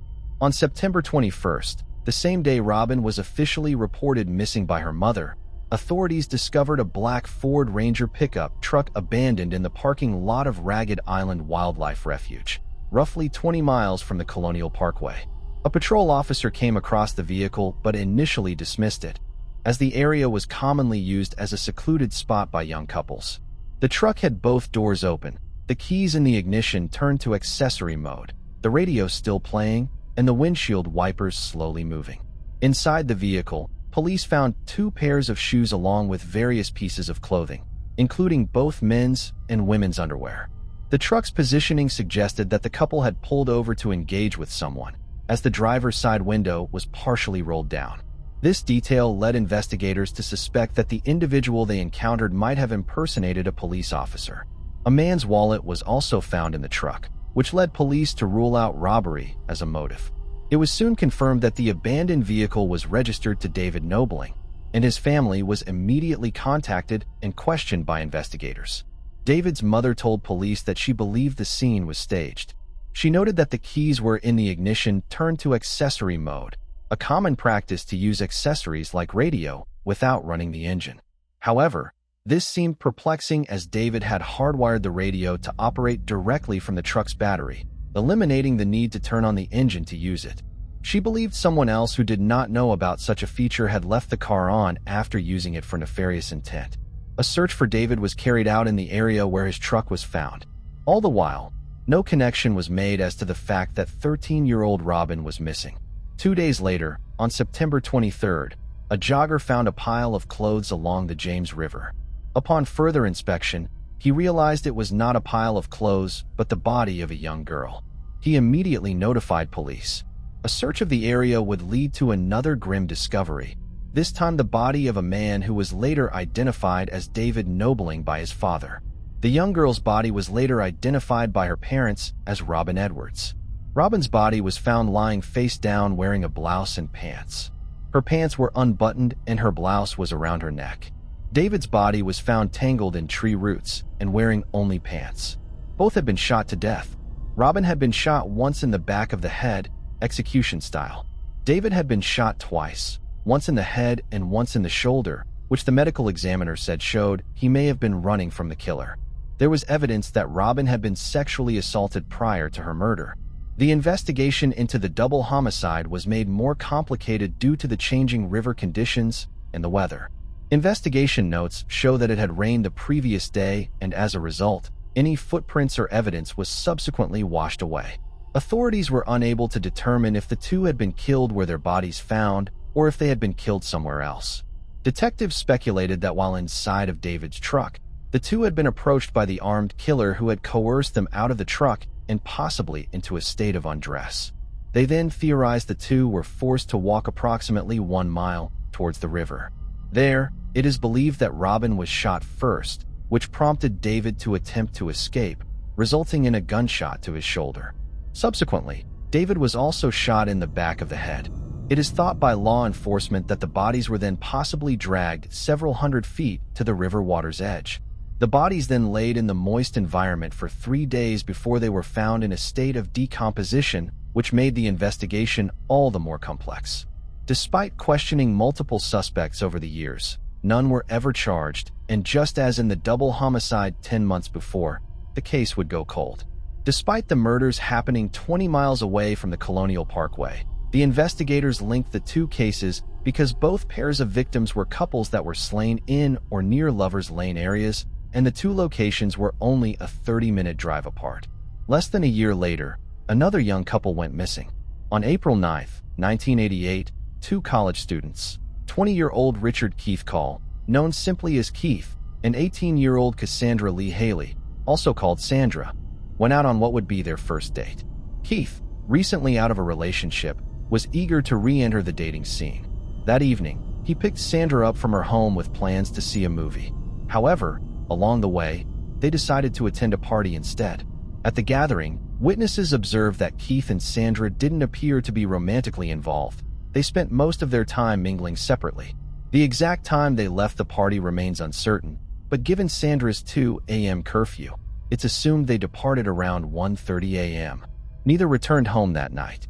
Concerned when Sandra failed to come home the next morning, her family promptly reported her missing. The same morning, Sandra was reported missing on the April 10th at around 7:15 a.m.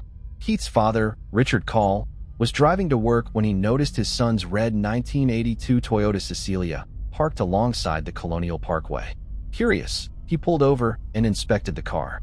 Inside, he saw Keith's wristwatch and Sandra's purse along with a couple of empty beer cans. Initially, he didn't think much of the scene, assuming the couple had paused to appreciate the surroundings or to take a stroll. Pressed for time, Keith's father continued his way to work. 2 hours later at 9 a.m., a park ranger found the same car abandoned on the road with its side door ajar, which raised concerns. Signs of disturbance included an open glove box and scattered belongings inside. The items found included men's shoes, which were later identified as Keith's, Sandra's purse, Keith's watch, glasses, car keys, Keith's wallet, and an additional wallet with $12 in it. Also located and taken into evidence was a Busch beer can. In the back seat of the car, they found almost all of Keith's clothes, including his underwear. They also found some of Sandra's clothes, which included her undergarments. The police confirmed that these were the clothes that they had been wearing when they disappeared. Even though Sandra's purse was found with its checkbook still inside, her wallet, money, and jewelry were missing. Strangely, Richard Call, Keith's father, told investigators that only a few items were inside the car when he had first seen it earlier that morning. Strangely, Richard Call, Keith's father, told investigators that only a few items had been present in the car when he had seen it earlier that morning, suggesting the person responsible for the disappearance of the two had added the items sometime between 7:15 a.m. and 9 a.m. Investigators also found that the driver's seat had been moved forward, and as Keith was 5'10", it is believed that someone else had driven the car. They also noticed mud on the car's tires, suggesting it had been driven in wet conditions elsewhere. As the car was found on the Colonial Parkway, the FBI investigated the case. A massive search for Keith and Sandra was launched, with police dogs chasing their scent to the York River shoreline. Initially, authorities considered the possibility of the two going swimming and subsequently drowning. However, despite an extensive search of the river, their bodies could not be found. The two have never been located, and foul play is suspected in their disappearance. Then, during Labor Day weekend in 1989, 21-year-old Daniel Lower visited his brother, Clinton, along with Clinton's fiancée, 18-year-old Anna Marie Phelps, in Virginia Beach. Clinton and Anna invited Daniel to come and live with them. Seeking to change his life, Daniel accepted the offer. It was decided that he would move the following week. On September 4th, Daniel left Virginia Beach to get his clothing and other items for the move from his family's home in Amelia County. As Anna's parents also lived in Amelia County, she decided to accompany him to visit her family. Later that evening, Daniel gathered his things and left his family home in his gold 1972 Chevy Nova.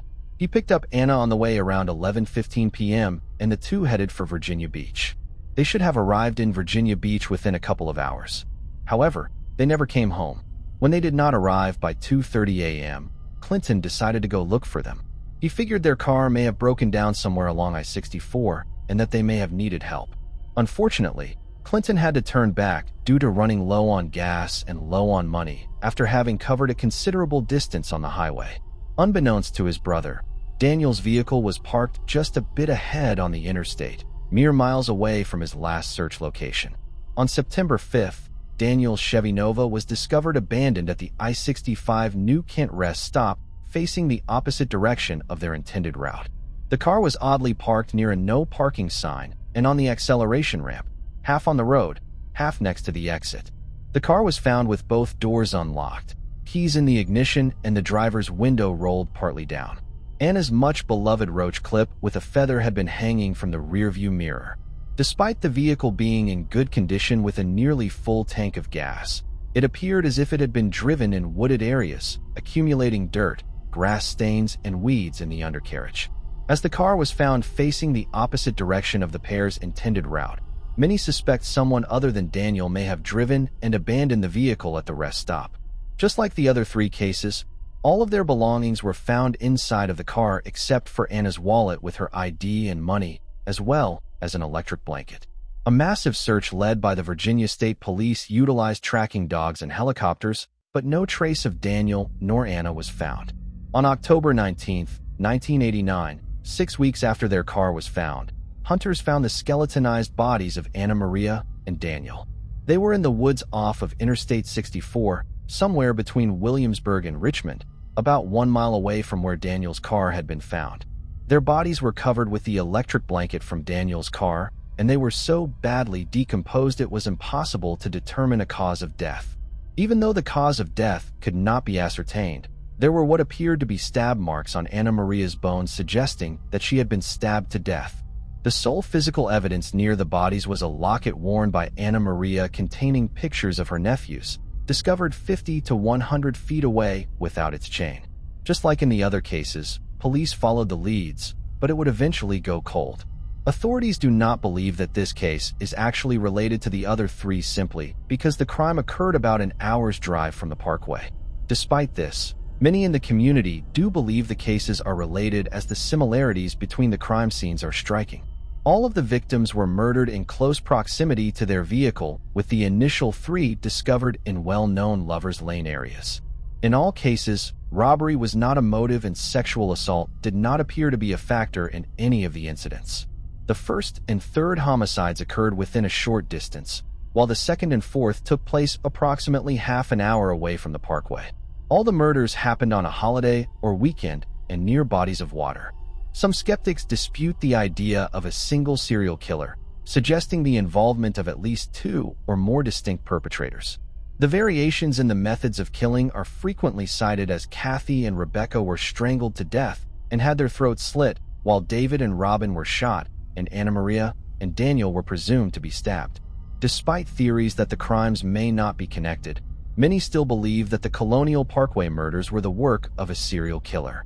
Over the years, police have questioned over 50 suspects in connection to these four cases, but all has been cleared.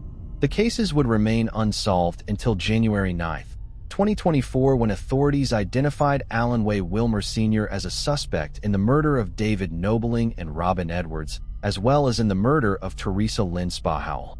Police said that DNA evidence confirmed that Wilmer was responsible for 3 of the murders. Teresa Lynn Spa-Howell had been last seen leaving the Zodiac Club, a then popular night spot on East Mercury Boulevard, at 2:30 a.m. on July 1, 1989. A construction worker found her body 7 hours later in a wooded area in the 500 block of Butler Farm Road. She was identified 3 days later after a missing persons report was filed. She had been sexually assaulted and had died of strangulation. In May of 1995, the Hampton police charged a different man in Howell's murder and were considering him for a capital murder charge. The 32-year-old man spent about 4 months in custody before being cleared on DNA evidence. The case then remained unsolved for the next 28 years until January of 2024. The suspect, Wilmer, was described as a sandy-haired, blue-eyed, muscular man, about 5 feet 5 inches tall and 165 pounds. He had a commercial fishing boat named the Denny Wade and during the 1980s made his living as a fisherman farming clams and oysters. He drove several pickup trucks, including a distinct blue 1966 Dodge Fargo with a Virginia license plate that read him raw. State police also say he owned a business called Better Tree Service and was an avid hunter. Wilmer had no criminal record. As such, his DNA was never entered into any law enforcement databases. Wilmer died alone in his Northern Neck home in 2017. Nobody found him for weeks. A delivery driver finally spotted an open door to Wilmer's home on December 15, 2017, and walked in the entrance only to see the dead body and call police. The 63-year-old suspect had died of hardening of his arteries. Once his DNA was entered into law enforcement databases, it was linked to one of the Colonial Parkway murders, that of David Knobling and Robin Edwards. Prior to this breakthrough, in 2021, investigators had already connected their deaths to the murder of Teresa Lynn Spa Howell from Hampton, establishing that the same individual was responsible for both crimes. At that point, however, the identity of the killer remained unknown, with only a DNA match tying the cases together. Though Alan Wade Wilmer Sr. is now believed to be responsible for the murders of David and Robin, he has not been officially connected to the other Colonial Parkway killings. Authorities continue to investigate those cases and have not ruled out the possibility of Wilmer's involvement. Detectives are currently working to piece together Wilmer's whereabouts and interactions throughout his life. The FBI urges anyone who may have known, worked with, or had any information about Alan Wade Wilmer Sr. to come forward by calling +1 to 800 FBI. Moving on to the next case. Nancy Hazel. Born on November 4, 1905, in Anniston, Blue Mountain, Alabama, Nancy Hazel was one of 5 siblings, 3 sisters and 1 brother. As an adult, she earned the nickname the Giggling Grandma, though this was misleading since she was actually a very dark and malevolent woman. Some media outlets referred to her as Arsenic Annie, a much more fitting and succinct nickname for the notorious serial killer. After her arrest, Nanny Doss told interviewers that her life had been a constant quest for the real romance of life. Tragically, the cost of this endless search was the lives of 4 of her husbands, 2 of her children, her 2 sisters, her mother, her nephew, and her infant grandson. There is speculation that her murderous tendencies may have stemmed from a childhood injury. While traveling by train with her family to visit relatives, the train abruptly stopped, causing Nanny to be thrown forward and hit her forehead on a metal bar attached to the back of the seat in front of her. For years afterward, she endured depression, frequent headaches, and occasional blackouts. Later in court, she claimed, though some doubt the accuracy, that this injury was the root cause of her poisoning habits. As a teenager, she took after her mother's love of romance novels, spending hours reading and dreaming about future love. Her father, strict and controlling, forbade Nanny and her sisters from wearing makeup and kept them inside as much as possible in an effort to separate them from the dangers of the public and the men that populated it. But his attempts would be in vain, as Nanny recalls that by the time she was 16, she had been sexually abused by several older men. Her first official romance was found in the arms of her first husband, whom she met at the young age of 16 and married after knowing him for only 4 months. Husband number 1 was named Charles Braggs, and with him Nanny had 4 children. In the span of time from 1923 to 1927, these very children would become her first victims. Over time, due somewhat in part to a horrendously controlling and abusive mother-in-law who dominated the lives of the couple, Annie developed a drinking problem and would often chain smoke cigarettes and drink from sunup until sundown and throughout the evening hours well into dawn. In this time, she was hostile to her spouse, and neighbors spoke of late-night quarrels over each spouse's perceived infidelity, with Charles disappearing from the marital home for days at a time. In 1927, Nanny's husband suffered the pain of discovering the victims of Nanny's first set of murders, as twice within a period of months upon returning home from work, he would find one of his daughters, his second and his third eldest child, dead, both times apparently from accidental poisoning. In both cases, he recalled that the child cried upon his leaving and that Nanny would tell him later they died while having convulsions. After the first, and more so after the second death, Nanny's husband was highly suspicious of her story. He eventually would leave his wife and took with him the couple's firstborn daughter, Melvina. He would cut all contact with Nanny, who was still at home with her mother-in-law healing after having given birth to her newest child, Florine, who was a newborn at the time. Today, criminal profilers wonder if postpartum depression may have played a role in the poisoning of her two children, but at the time such afflictions were not spoken of, and there was no investigation into the supposed accidental deaths of two innocent children which occurred so closely together. After her two children's untimely passing, Nanny received 2 life insurance payouts and ended up moving to Cedartown, Georgia, where she would meet and marry her second husband, Robert Franklin Harrelson, in 1929. Less than 18 months after her second wedding, Nanny would abandon her youngest child, Florine, only 2 years old at the time, alone in the couple's home, and would take to the road with her new husband, unencumbered by the innocent children she had previously brought into the world. Neighbors of the newlyweds were able to save the child by tracking down her father, Charles Braggs, and he was able to come get her.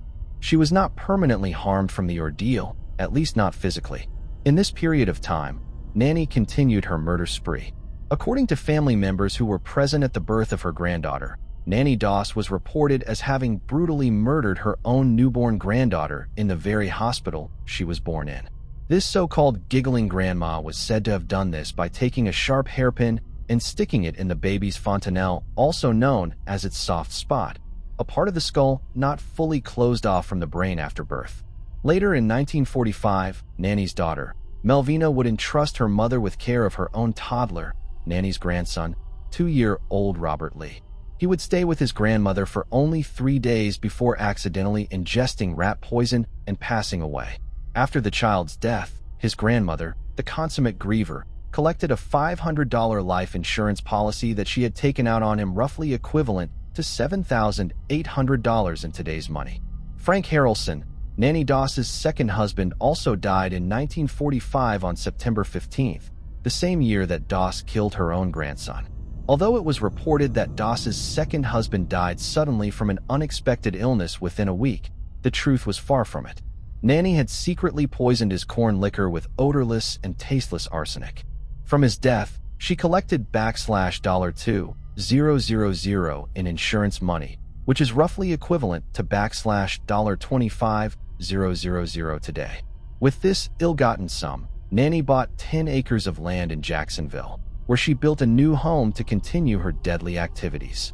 Her third husband, Arlie Lanning, whom she met through the newspaper's Lonely Hearts column and married after only 3 days, died in Lexington, North Carolina, in 1952.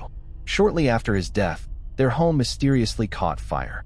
Besides collecting $1,500 from his life insurance, she also received an additional $1,000 from the fire insurance settlement, totaling nearly $27,000 in today's money for the ever-grieving widow. Just months later, in January 1953, Nanny killed her own mother while acting as her primary caregiver during her recovery from a broken hip. That same year, 2 of Nanny's sisters died in separate towns, both while Nanny was visiting. Their symptoms were strikingly similar: stomach cramps and convulsions. By 1953, Nanny had already set her sights on a new victim, her fourth husband, Richard L. Morton Sr., 69, of Emporia, Kansas. Nanny had come to know him through yet another advertisement placed in the Lonely Hearts Club portion, this time of the Diamond Circle Club publication. His life was insured for $1,500, which is equivalent to nearly $16,000 in today's money. Poisoned like the rest of them by his beloved wife, his ominous last words were recalled as being, quote, "I shouldn't have drunk that second cup of coffee." He died May 19, 1953, and was laid to rest in his hometown of Emporia, Kansas. Nanny married her fifth and final husband, Samuel Doss, in Tulsa, Oklahoma, in July of 1954.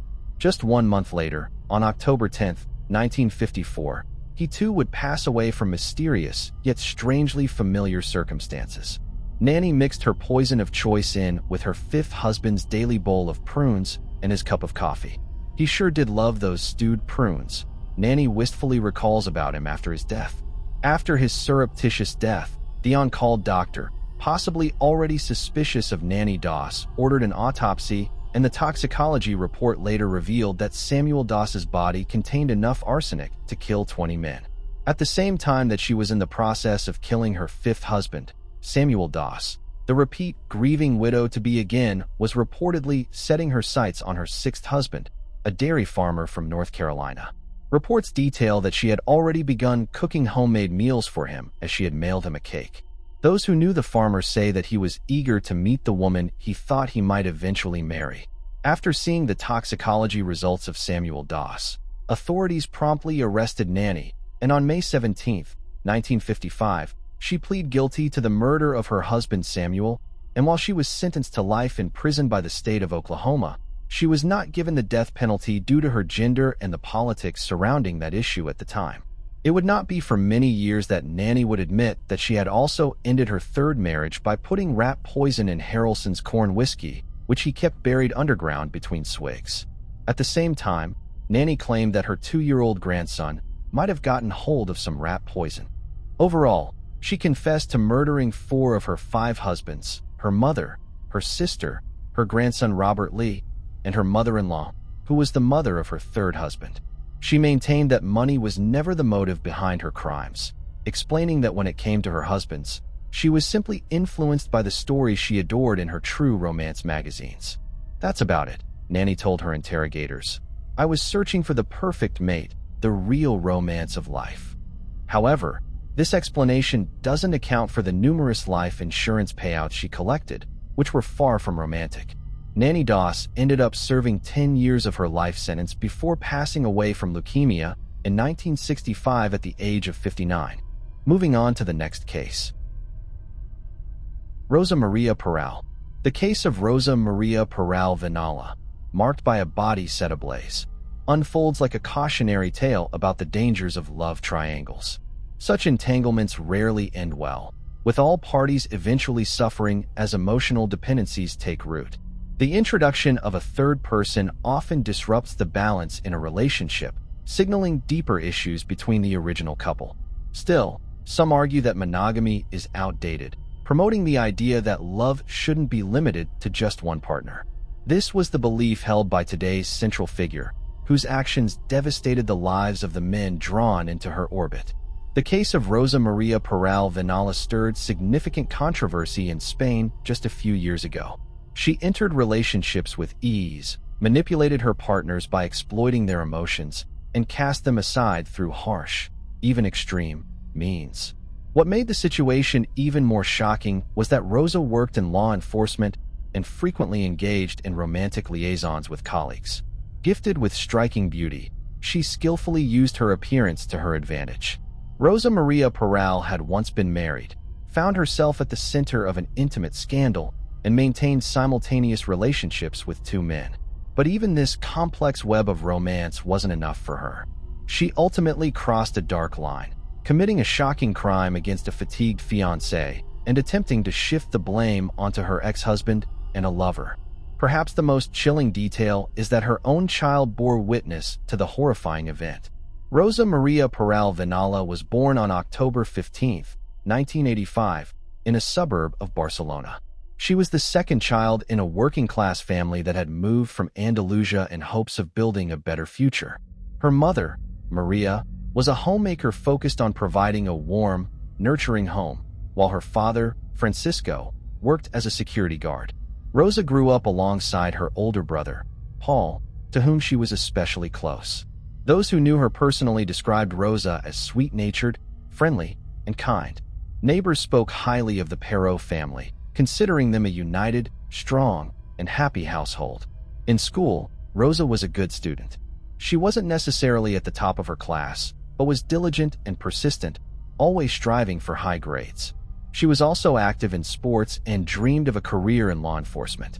After graduating from high school, she enrolled at Pompeu Fabra University in Barcelona, while simultaneously preparing for the exams and tests required to enter the police academy in Avila.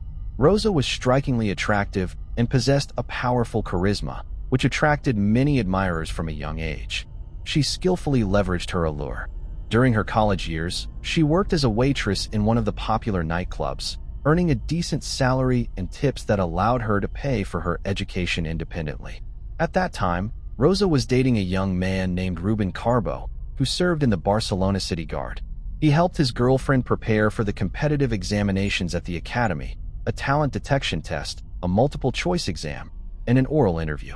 Although Rosa didn't pass the physical test on her first try, her perseverance paid off, and she was eventually admitted to the academy where she underwent professional training. Paral specialized in general law enforcement activities.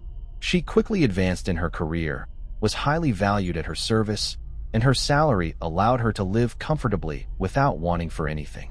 A valued employee, a stellar wife and mother. Soon after graduating from the police academy, the young woman married her beloved Ruben. The couple had a modest wedding attended only by their closest relatives and friends. The newlyweds moved to Barcelona where they soon welcomed 2 daughters, one after the other. At work, Rosa was regarded as a responsible, disciplined, and promising employee.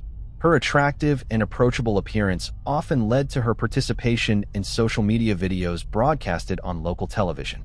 In these videos, she encouraged residents and visitors of the city to behave lawfully and with integrity. She even gained some popularity, with people sometimes recognizing her on the street. Rosa was successful in her career, respected and valued as an employee, and at the same time, she was a loving wife and a caring mother to her 2 children. She had an impeccable reputation, inspiring genuine admiration and even envy among those around her. However, no one could have imagined the double life she was leading until one incident. An intimate scandal and the collapse of a reputation. In early 2011, Rosa's colleagues began receiving emails containing photographs and videos of a personal nature. The images showed the married Paral engaging in intimate moments with her former partner, Junior Inspector Oscar Lefs, at their place of work. Outraged by her lover's actions, Rosa immediately filed a complaint with the police, demanding compensation for emotional distress and strict legal action against the perpetrator.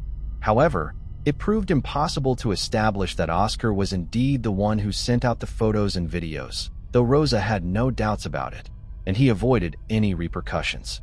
Nonetheless, both employees were demoted and transferred to different departments for their inappropriate behavior. Moreover, the distribution of compromising materials did not cease, with not only colleagues, but also friends and relatives of Rosa receiving them. A serious scandal erupted, and Rosa's previously impeccable reputation was shattered. The situation had a negative impact on her work, family life, and relationships with colleagues and friends. The young woman was acutely aware that she was being judged by everyone around her, and her actions became one of the most discussed topics. Furthermore, some expressed their disapproval of her immoral actions directly to her face. Rosa's character began to deteriorate rapidly. From a friendly, sociable person, she turned into someone perceived as harsh and even spiteful. However, many rightly considered this transformation a defensive reaction to the bullying and condemnation she faced. Surprisingly, despite such a scandalous and resonant ordeal, Rosa managed to maintain her marriage with Ruben. Yet, the trust between them was irreparably damaged. They stayed together for almost another year and a half until a new romantic interest entered Rosa's life. Another workplace romance and professional misconduct around mid-2012, it became known about Rosa's new romance with another colleague, Albert Lopez Ferrero. The couple spent a significant amount of time trying to keep their relationship under wraps, but between 2011 and 2012, they became involved in several incidents related to the abuse of their official powers. During the investigations into these incidents, the partners and lovers protected each other, which allowed them both to evade any disciplinary actions. It's worth noting that Albert was reserved, shared little about himself, and didn't make close friends among his colleagues. He was seriously into boxing and had a quick temper, which sometimes made him very aggressive, often to the detriment of those who happened to be near him at the wrong time. For instance, in 2011, while he and Rosa were patrolling the streets of Barcelona, Ferrero got into an argument with an immigrant from Senegal who was selling goods on the street without the necessary permit. Instead of taking the vendor to the station, after a brief verbal altercation, Ferrero physically assaulted him, causing severe injuries. However, during the subsequent investigation, Perot defended her lover, claiming that the victim had attacked him first and that he was merely defending himself. Another similar incident occurred, and in 2012, a suspect that Rosa and Albert were supposed to bring to the station, mysteriously lost his life during the arrest. The investigation led nowhere, and the partners insisted that the fault lay solely with the deceased himself. Eventually, their version of events was accepted, and the case was dismissed due to a lack of evidence of any wrongdoing. As for the relationship between the two, it could be described as sporadic. The lovers grew closer through their work together, but their passion ebbed and flowed. Albert showed little interest in Rosa beyond physical intimacy. Their affair didn't progress, but continued for several years without ending. It seems that both were content with this arrangement. Divorce and a new love triangle. When Rosa and Albert's relationship was no longer a secret, Ruben finally decided to divorce his unfaithful wife, realizing she would never change and would continue to seek other romantic encounters whenever the opportunity arose. The couple managed to avoid public scandals and bitter confrontations, but their parting could hardly be called amicable. Ruben soon entered into a serious relationship with a woman named Antonia, who quickly found common ground not only with his daughters, but also with his ex-wife. Rosa often called Ruben's new partner, sharing her personal disappointments and professional troubles. Antonia listened calmly, offered comfort, and even advice. For Antonia, this communication was a sort of assurance that Ruben had no lingering ties to his ex-wife, and that their relationship was truly over. Regarding custody, the daughters stayed with their mother, but Ruben was allowed to see them anytime and take them home for weekends and holidays. Following her divorce, Rosa decided not to pursue a future with Albert, feeling the relationship had reached a dead end. Not long afterward, she entered into a new romance with Pedro Rodriguez, a man who had long expressed interest in her and had been persistently trying to win her over. Pedro remained somewhat of a mystery. Born in Barcelona in 1979, he spent both his childhood and adult years there. Like Rosa, he worked in law enforcement, though his role was in the transportation department, meaning their paths rarely intersected professionally. When he began his relationship with Rosa, Pedro was still married and raising a 5-year-old son with his wife. However, Rosa's charm proved irresistible. Obsessed with her, Pedro didn't hesitate to leave his family the moment she returned his affection. What made matters even more tangled was that Pedro had been a longtime friend of Albert. So when the relationship between Pedro and Rosa became public, Albert was stunned and confused by the betrayal. Driven by a painful jealousy, he began to harass Rosa, demanding explanations for her actions. To defuse the situation, Harold told Ferrero that the connection between her and Rodriguez could never match the chemistry they had shared over the years. This way, she implied to her former lover that she still harbored certain feelings and physical attraction towards him. The resumption of their intimate relationship seemed inevitable, as a definitive end to their saga had yet to be declared. A double engagement, Rosa and Pedro seemed to be living more than a blissful life together. Along with Rosa's children, they settled into a spacious home in a nice neighborhood of Barcelona, traveled often, appeared everywhere as a close-knit family, and seemed genuinely happy. Feeling ready for the next step in their relationship, Pedro proposed to Rosa with a beautiful ring, and she joyfully accepted. The couple started planning their wedding. Around the same time, Rosa began secretly meeting with Albert. Typically, they spent time together in hotel rooms on the outskirts of the city to avoid being seen. Rosa even complained to her lover that Pedro didn't quite measure up to him in intimacy. She also mentioned Pedro's difficult personality and expressed doubts about her future happiness with him. In January 2017, Albert, previously indifferent to serious commitments, unexpectedly proposed to Rosa, presenting her with an expensive ring. Remarkably, she accepted his proposal too, wearing the ring secretly from Pedro. The fact of her double engagement greatly flattered Rosa, and she even bragged about it to her closest friends. Soon, Pedro noticed changes in Rosa's behavior, and her frequent absences led him to suspect. Moreover, Rosa found it increasingly difficult to justify her meetups with Albert. This strained Rosa and Pedro's relationship significantly.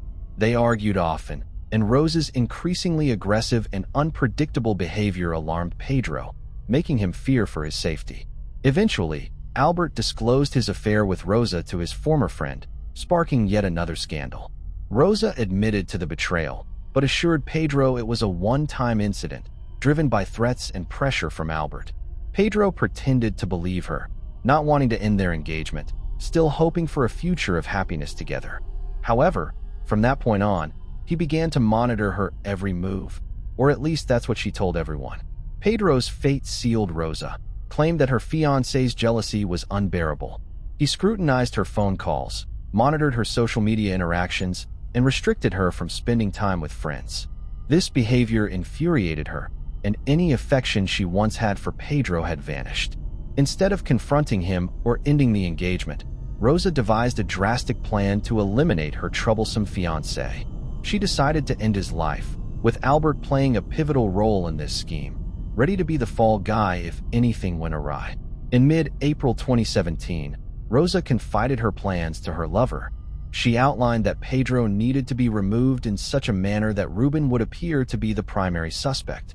This was Rosa's way of retaliating against her ex-husband, who was still fighting for custody of their children. Notably, at this time, her fiancé was undergoing rehabilitation from a complex spinal surgery, during which a titanium plate had been inserted. The conspirators meticulously prepared for their heinous act. Rosa purchased a disposable phone, which she planned to dispose of immediately after the deed was done. They also pre-discussed the details and alternative plans in case any part of their original scheme proved unfeasible. Lovers and accomplices. On the night of April 30th, Rosa prepared a farewell romantic dinner for her fiancé. They spent the evening together with Pedro blissfully unaware that he had less than a day to live. The following day, Sunday, they went shopping together, visited Rosa's parents, and then headed to her ex-husband's house to pick up the girls who had been staying with him for the weekend. At home, Rosa fed the children and then sent them to their room on the second floor, asking them to stay upstairs. The exact moment Albert entered the house remains unclear, as the accounts from those involved have repeatedly changed and contradicted one another. It is known that Rosa drugged Pedro with an unidentified substance mixed into a water-diluted medication he was taking post-surgery to alleviate pain. Shortly after consuming this mixture, Pedro's reaction became significantly delayed. He struggled with spatial orientation, moved slowly, and had poor cognitive function, making him an easy target. The exact method by which the lovers ended Pedro's life remains unclear, but one of Rosa's daughters who ventured downstairs amidst the noise claimed she saw her mother push him down the stairs. However, the court chose not to consider the statements made by the 6-year-old girl. Regardless, after the murder, Rosa and her accomplice placed Pedro Rodriguez's body in the trunk of a rental car they had secured earlier, intending to dispose of it later. Some speculated that Pedro might have still been alive during the transport. The pair drove the vehicle to an isolated marshland outside the city, placed his body in the driver's seat, soaked the car with a flammable substance, and set it on fire. In a calculated move, Rosa left Pedro's phone at the scene. Once she returned home, she began calling the phone repeatedly and sent emotional messages begging for forgiveness and asking him to come back. The next morning, Rosa called her father, Francisco, crying and claiming that she and Pedro had a heated argument. She told him that Pedro had broken off their engagement, said he no longer wanted to see her, and drove off in his car without revealing where he was headed. Rosa also contacted several of Pedro's friends and relatives, asking if they had seen him. To everyone, she shared the same tearful story about their fight and his sudden departure. For 3 days, there was no word from Rodriguez, but on the afternoon of May 4th, a young cyclist riding outside the city stumbled upon a burned vehicle containing human bones. He immediately reported his find to the police, and soon an investigative team was at the scene. The car contained severely charred human remains that were unidentifiable. However, a titanium plate recently implanted in the man's spine helped in identifying him. This implant had a unique serial number, which was used to confirm the remains were Pedro's. Based on the car's location and the nature of the fire, investigators concluded that the vehicle had been intentionally set ablaze and the driver had either been prevented from escaping or was already deceased at the time of the fire. Given these circumstances, the case was classified as a deliberate act of ending a life. An investigation was launched, the details of which were kept confidential until the trial. Investigation and suspects. Once the remains were identified, police officers were dispatched to Rosa's residence to deliver the tragic news of her fiancé's fate. She attempted to feign shock and grief, but her expression quickly reverted to an indifferent calm as she responded to routine inquiries. Her demeanor was oddly composed for someone who had just been informed of her fiancé's demise. Rosa refused to go to the police station, claiming she had no one to watch her children, and also denied the officers entry to her home to avoid alarming her daughters. However, she immediately suggested to the officers that her ex-husband, Ruben, could be involved in her fiancé's demise, driven by jealousy. This accusation promptly placed Ruben among the primary suspects, but he soon provided a solid alibi, having spent several days in another city with Antonia, visiting her parents after picking up the girls with Rosa. Rosa herself became a suspect next. Her remarkable calm and detachment raised eyebrows. Yet, aiming to stay ahead, she voluntarily went to the station and suggested her former lover, Albert, as the perpetrator. According to Rosa, he had been harassing her, demanding she break off the engagement with Pedro to marry him instead, and had become enraged and threatening after her refusal. When police arrested Albert as a suspect, he immediately began testifying against Rosa, implicating her as the mastermind and executor of the crime. He disclosed that it was Rosa who had orchestrated the entire plot, including drugging Pedro to incapacitate him, making him an easy target. Rosa was arrested the same day based on this revelation. Trial and sentences. During interrogations, the lovers provided wildly different accounts of the events on that fateful evening. They desperately tried to shift blame onto each other. Their stories were inconsistent, and they struggled to accurately reconstruct the sequence of events. The investigation lasted nearly a year, with law enforcement painstakingly attempting to piece together the crime scene. It became clear that the pair had premeditated the act, indicating it was intentional and planned rather than spontaneous. Despite this, the woman maintained her innocence. She claimed that Albert showed up at her and Pedro's doorstep that evening, armed and irrational. Upon seeing her enraged ex-lover, she fled upstairs, fearing for her daughter's safety and attempting to protect them. At this moment, she alleged, Ferrero carried out the act on her fiancé. Mobile phone data played a crucial role in the investigation. Despite Rosa's belief that they had covered their tracks, investigators discovered she had communicated with her lover using disposable phones on the day of the incident. Additionally, Albert's personal phone was tracked near the location of the burned vehicle on the night of May 1st. The trial of the accused pair didn't begin until February 2020.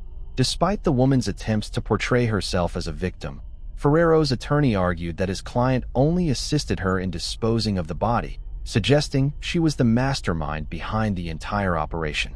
He described Rosa as a cunning manipulator, capable of using others for her own ends. Antonia, now raising her and Ruben's daughters with him, also testified, reiterating that the older daughter witnessed her mother pushing a bloodied Pedro down the stairs. However, the child's statement was not taken into consideration. Yet, Rosa accused her of lying, claiming Antonia simply wanted to see her imprisoned for as long as possible out of jealousy. In March 2020, both suspects were found guilty of premeditated ending of life and concealing evidence of the crime. Rosa was sentenced to 25 years in prison, while Albert received a 20-year sentence. Additionally, they were ordered to pay nearly 100,000 euros in moral damages to Rodriguez's family. However, as it turned out, all of Rosa's assets were registered in her parents' names, rendering her financially insolvent. Following the verdict, both convicts made numerous appeals, each maintaining their innocence.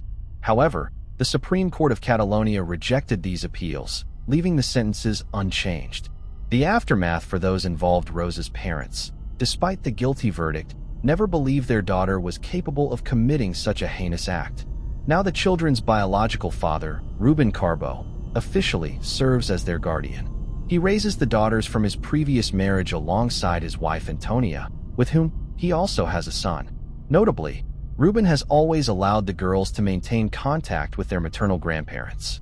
Interestingly, following Rosa's arrest in 2017, she was only able to see her daughters nearly 2 years later in the spring of 2019 under the supervision of Ruben and his current wife. However, he has since refrained from bringing the girls to prison visits, believing the environment adversely affects their mental health. In 2022, it was revealed that Rosa, while incarcerated, attempted to hire someone to end the lives of her ex-husband, Ruben and Antonia. Her plan was uncovered, preventing the crime. Rosa claimed that her actions were driven by desperation to be reunited with her children. She believed that if Ruben were no longer alive, custody would fall to her parents, and she assumed they wouldn't prevent her daughter from visiting. Meanwhile, Albert, while serving his prison sentence, decided to turn his life around by enrolling in a Spanish university to study law. He also committed himself to learning several foreign languages. The case of Rosa Maria Paral Vanula later served as the basis for a mini-series titled Body in Flames, which aired on Spanish television in the fall of 2023. Her story was also explored in a documentary film titled Rosa's Ribbons, which portrayed her as an innocent and misunderstood victim. Thanks for watching. I hope you enjoyed exploring these intriguing cold cases with me. If you found the video fascinating, don't forget to give it a thumbs up and subscribe to Cold Case Mystique for more deep dives into cold case investigations. Your support helps me bring you more compelling content. Leave a comment below with your thoughts or any cases you'd like me to cover next. See you in the next video, and remember, the search for truth never stops.